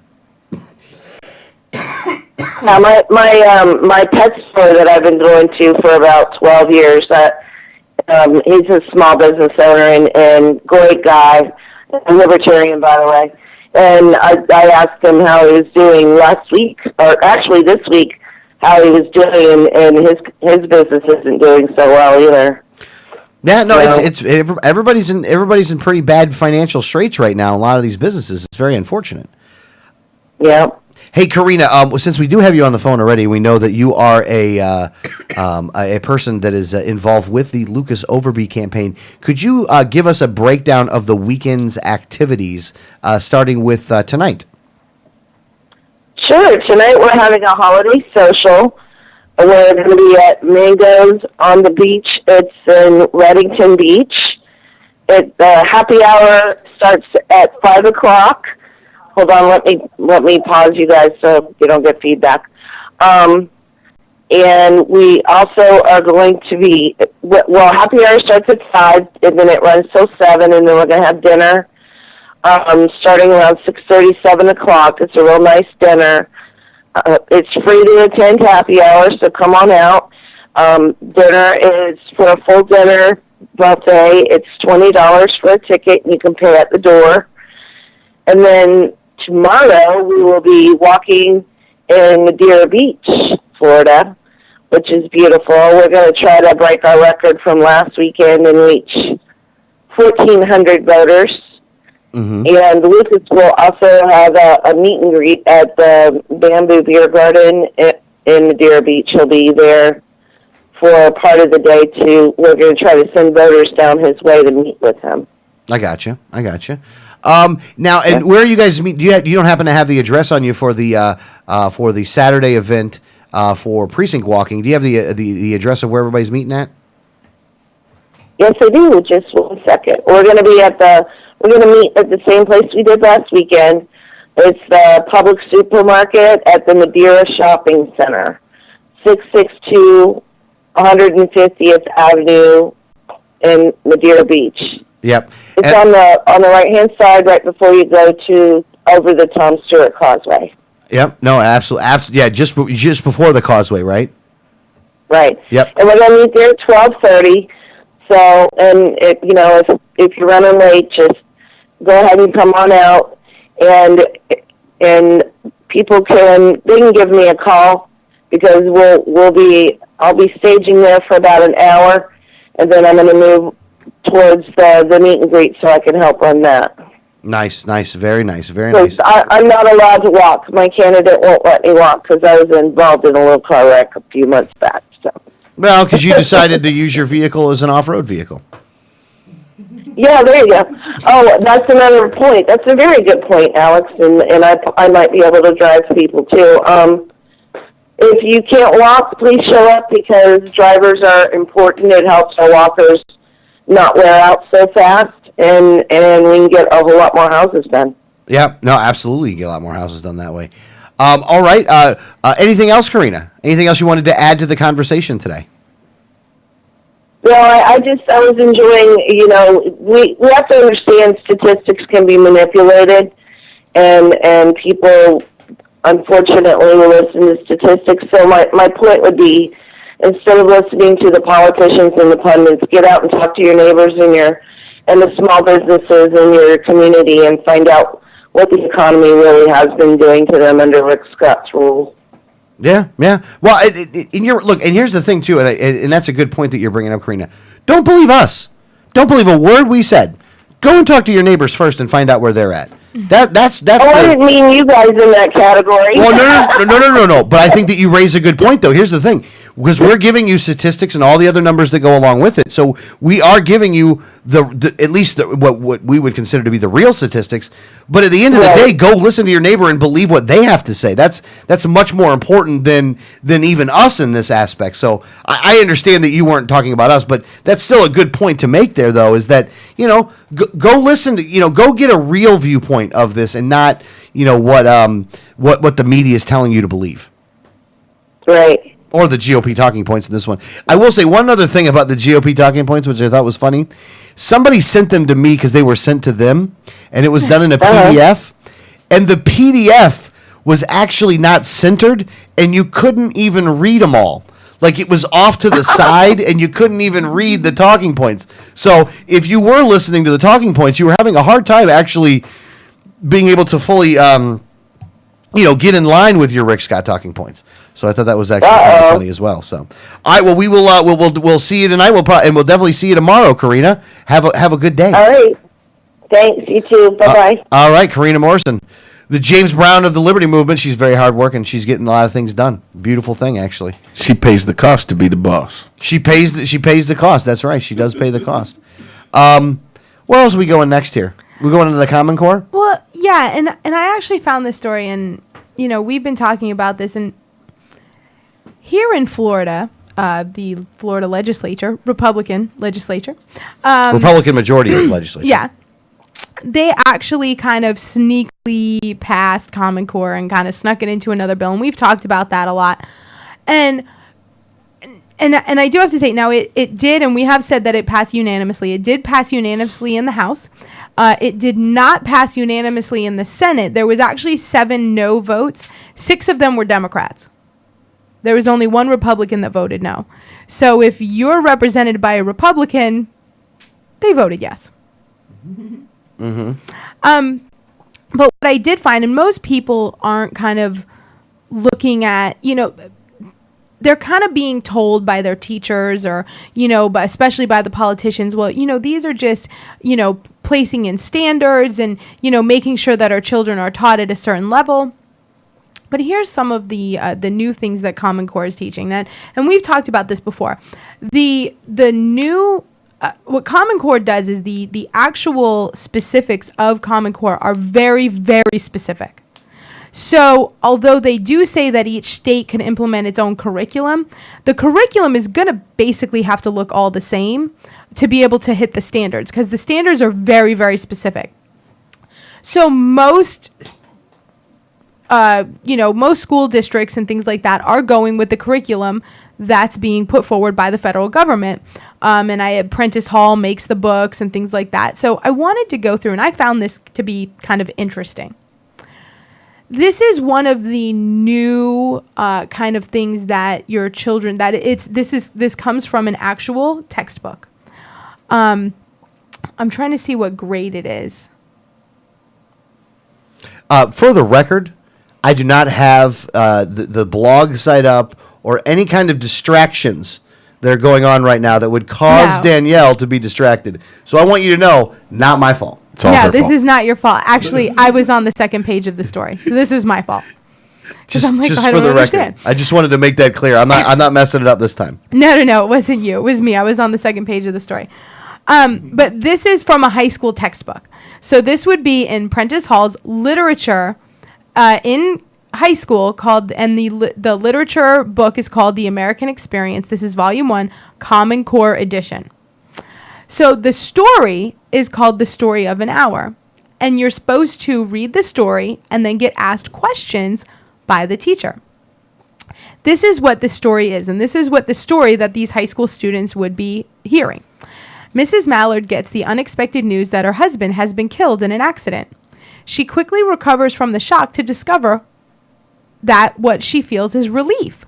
Though she mourns his passing, she delights in the freedom that will now be hers. Shut up in her room, she relishes the opportunities ahead of her. What? What? That doesn't even make any sense.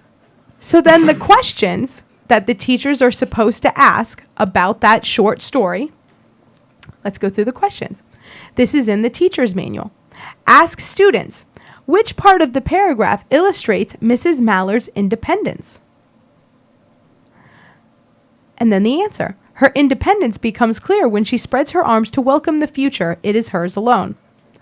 Ask students, what does Mrs. Mallard's action symbolize and how does it affect readers? The possible response that's in the textbook is, the action symbolizes Mrs. Mallard's desire for independence. Readers are forced to reflect on the negative aspects of 19th century marriages. I don't want to live on this planet anymore. You're just done living on the planet, huh? Yeah, I'm giving up on society and moving to a treehouse until I can get to Mars or some other place. All right, well, let's do this. This is going to make Greg feel a lot better. We're going to go down just the hottest news anchors in the world then. How about that? You want to do that? Totally switching gears on you, Danielle. No, I'm just kidding. Go ahead, finish that. No, I just found it. Greg was ready to kill himself. I'm trying to help out here. I was going to hang myself on my broken mic cable. And we need him for the rest of the show. He's got to post it. I just wanted, because people, parents are being told that, oh, it's not a big change and, you don't understand that. But this is what they're going to. And this is a lot of the new curriculum that is in these Common Core textbooks are very politically charged or very, and I don't, because I don't understand how someone dying and a person feeling relief of that person's death, and they don't go into and when you hear the background, because there is from the textbook, there's a background on this story, because this is actually a short story that was written a long time ago. The background of the Story of an Hour was considered daring in the 19th century. The editors of at least 2 magazines refused the story because they thought it was immoral. This was written by Chopin. They wanted Chopin to soften her female character to make her less independent and and unhappy in her marriage, undaunted, Chopin continued to deal with issues of women's growth and emancipation in her writing, advancing ideas that are widely accepted today. Now, if you asked, here's some of the background on this story. So you might wonder, in the story, was he a bad husband? Was he a drunk? Did he beat her? And this is what, later on in the story, it says, she knew that she would weep again when she saw the kind, tender hands folded in death. So she in the story, it's admitting that the husband was kind and tender. The face that had never looked save with love upon her. So he always looked with love on her. But she saw beyond that bitter moment a long procession of years to come that would belong to her absolutely, and she opened and spread her arms out to them in welcome. So this was a good guy who died, and she's happy, and that's what they're teaching the kids, and then asking them questions, not about, do you feel like this is right or wrong that someone died that loved her and she's happy, but that this was how bad marriage is, and how she was just embracing her independence. Yeah. Yeah. All right. So, hottest news anchors in the world, number 29. I'm sorry. I had to do it. No. I mean, is there anything else you want to add to that? No, that's fine. Go okay. ahead. Erin Burnett is 29 for the hottest news anchors in the world. Let's go to 28. Tamron Hall. No, she's not even close to being 28, but that's okay. Number 27, Alex Wagner. MSNBC, ever seen Alex Wagner? Mm-hmm. Not bad. 26, Julie Banderas. I think she's anchor on Fox. There you go. 25, Giselle Blanet. Wow. I think that's from Spanish TV. She should be a lot higher than that. Number 24, Charissa Thompson. Number 23 is Sarah Walsh. Can we skip to the top 5? I got to get there, man. It's number 22, Dagmar Midcap. She's a redhead. She's a ginger, has no soul. Number 21, Veronica Corningstone, which is actually, that's awesome because she's not even real. She's not even real. Well, she's a real person, but she's not a real. Gigi Stone was number 20. I'm moving quick. 19, Dion Lim from NBC Charlotte. Or NBC Charlotte. Brooke Baldwin is number 18. Filling out the 17 spot, Megyn Kelly. Wow. That's hot, though. The picture they got for Megyn Kelly is incredibly sexy, though. And she is hot, though. Post the link to this story so I can see Susan Lee is number 16. Kate Lindenthal is number 15. Number 14 is Becky Quick. I can't believe he's going to read through them all. 13, Robin Meade. 12, Jackie DiNardo. And I don't think that was actually, that doesn't look real either, does it, Danielle? I can't see it. Oh, you can't see any of it? Nope. She has zero interest in what you're doing. She would like to kill you right now. Oh, I'm sorry. Number 11, Tina. Well, I guess we'll quit there then. No, go ahead. You've already gotten to 11. Tia Ewing. Let's get to the top 10 here. Let's get to the top 10. Actually, let me go back one. Jenna Lee is number 9. Don't know who that is. You know who that is? No. I'm Fox horrible Sports. with names, though. Laura Logan is number 8. That one I know. Oh, you do? Oh, yeah. Courtney Reagan is number 7. CNBC. Mm-hmm. Number 6, Samantha Steele. She replaced Aaron Andrews on ESPN. Mm-hmm. Number 5, Amanda Dury, CNBC. Number 4, Aaron Andrews. I'm sure you know who that is. Mm-hmm. Number 2, what happened to 3? Did you see that too? I don't have my glasses on. I can't see any of it. Oh, they were right there. It goes from 4 to 2. Yes. Like, crazy. Courtney Friel is number 2. She's a news anchor out of Los Angeles. And number 1, who I did not know this, her name is Pamela David, and she is the Argentinian actress and model, now co-hosts on an American TV show called Desayuno Americano. And there you go. So that's the number 1, is actually a woman that is on Spanish language television. So, which does not surprise me at all. Not at all. Not Not even a little bit. Oh, just got a pic. I just pulled up a picture of Pamela David, and I'm not going to debate. You're not going to debate? Debate number one. You're not going to debate number one? No, not going to fight him. What about you, Danielle? You going to debate number one? I have no idea. I don't care. Oh, you don't care. All right. There you go. So we wanted to end the show with a little bit of fun right there. So that was a little bit of fun. I was having a good time. Were you having fun, Greg? Oh, I was. Danielle, were you having fun? Sure. Danielle's not having any fun. Danielle's not having any fun. That's okay. Anything else that you wanted to bring up, Danielle? Any other subjects or topics? Or no, I anything? had other show prep, but I guess that didn't matter. Oh, it wasn't written there. I always have extras in the show prep if you'd read it. Oh, that's why you're upset. Oh, I thought we were done. I thought we were just going to do that in Common Core, and then we were going to end it. And I was. She had good quality content to add to the show. Did you have? Well, what was the one thing that was the next big thing? Doesn't matter now. No. Say it. We have what 30 did we seconds. miss? Doesn't matter. Well, we have more time than that actually, because we can keep going if we wanted to. You have Bright House techs being taught to spy on families as they go into your home. Oh yeah, that would have been a good one to go into. Yeah, and also the TSA who decided a toy gun for a toy was actually a gun. Hold on a second. Did you just say that a toy gun for a toy? Yes, they confiscated the toy gun on a toy monkey. Is there?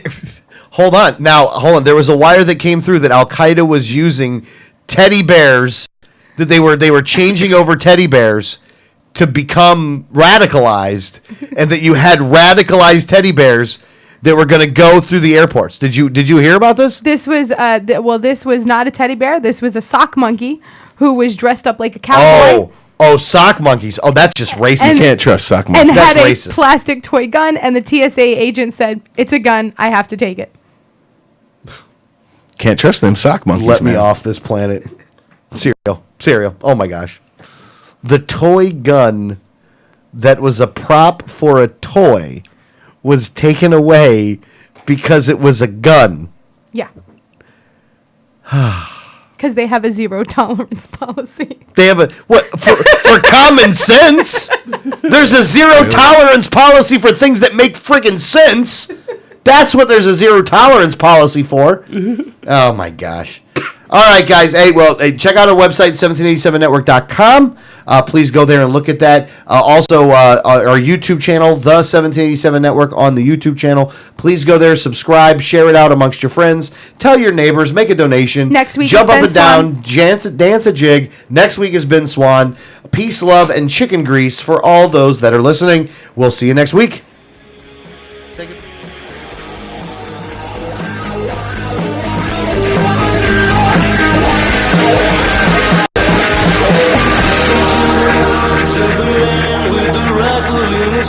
Don't be mistaken, I believe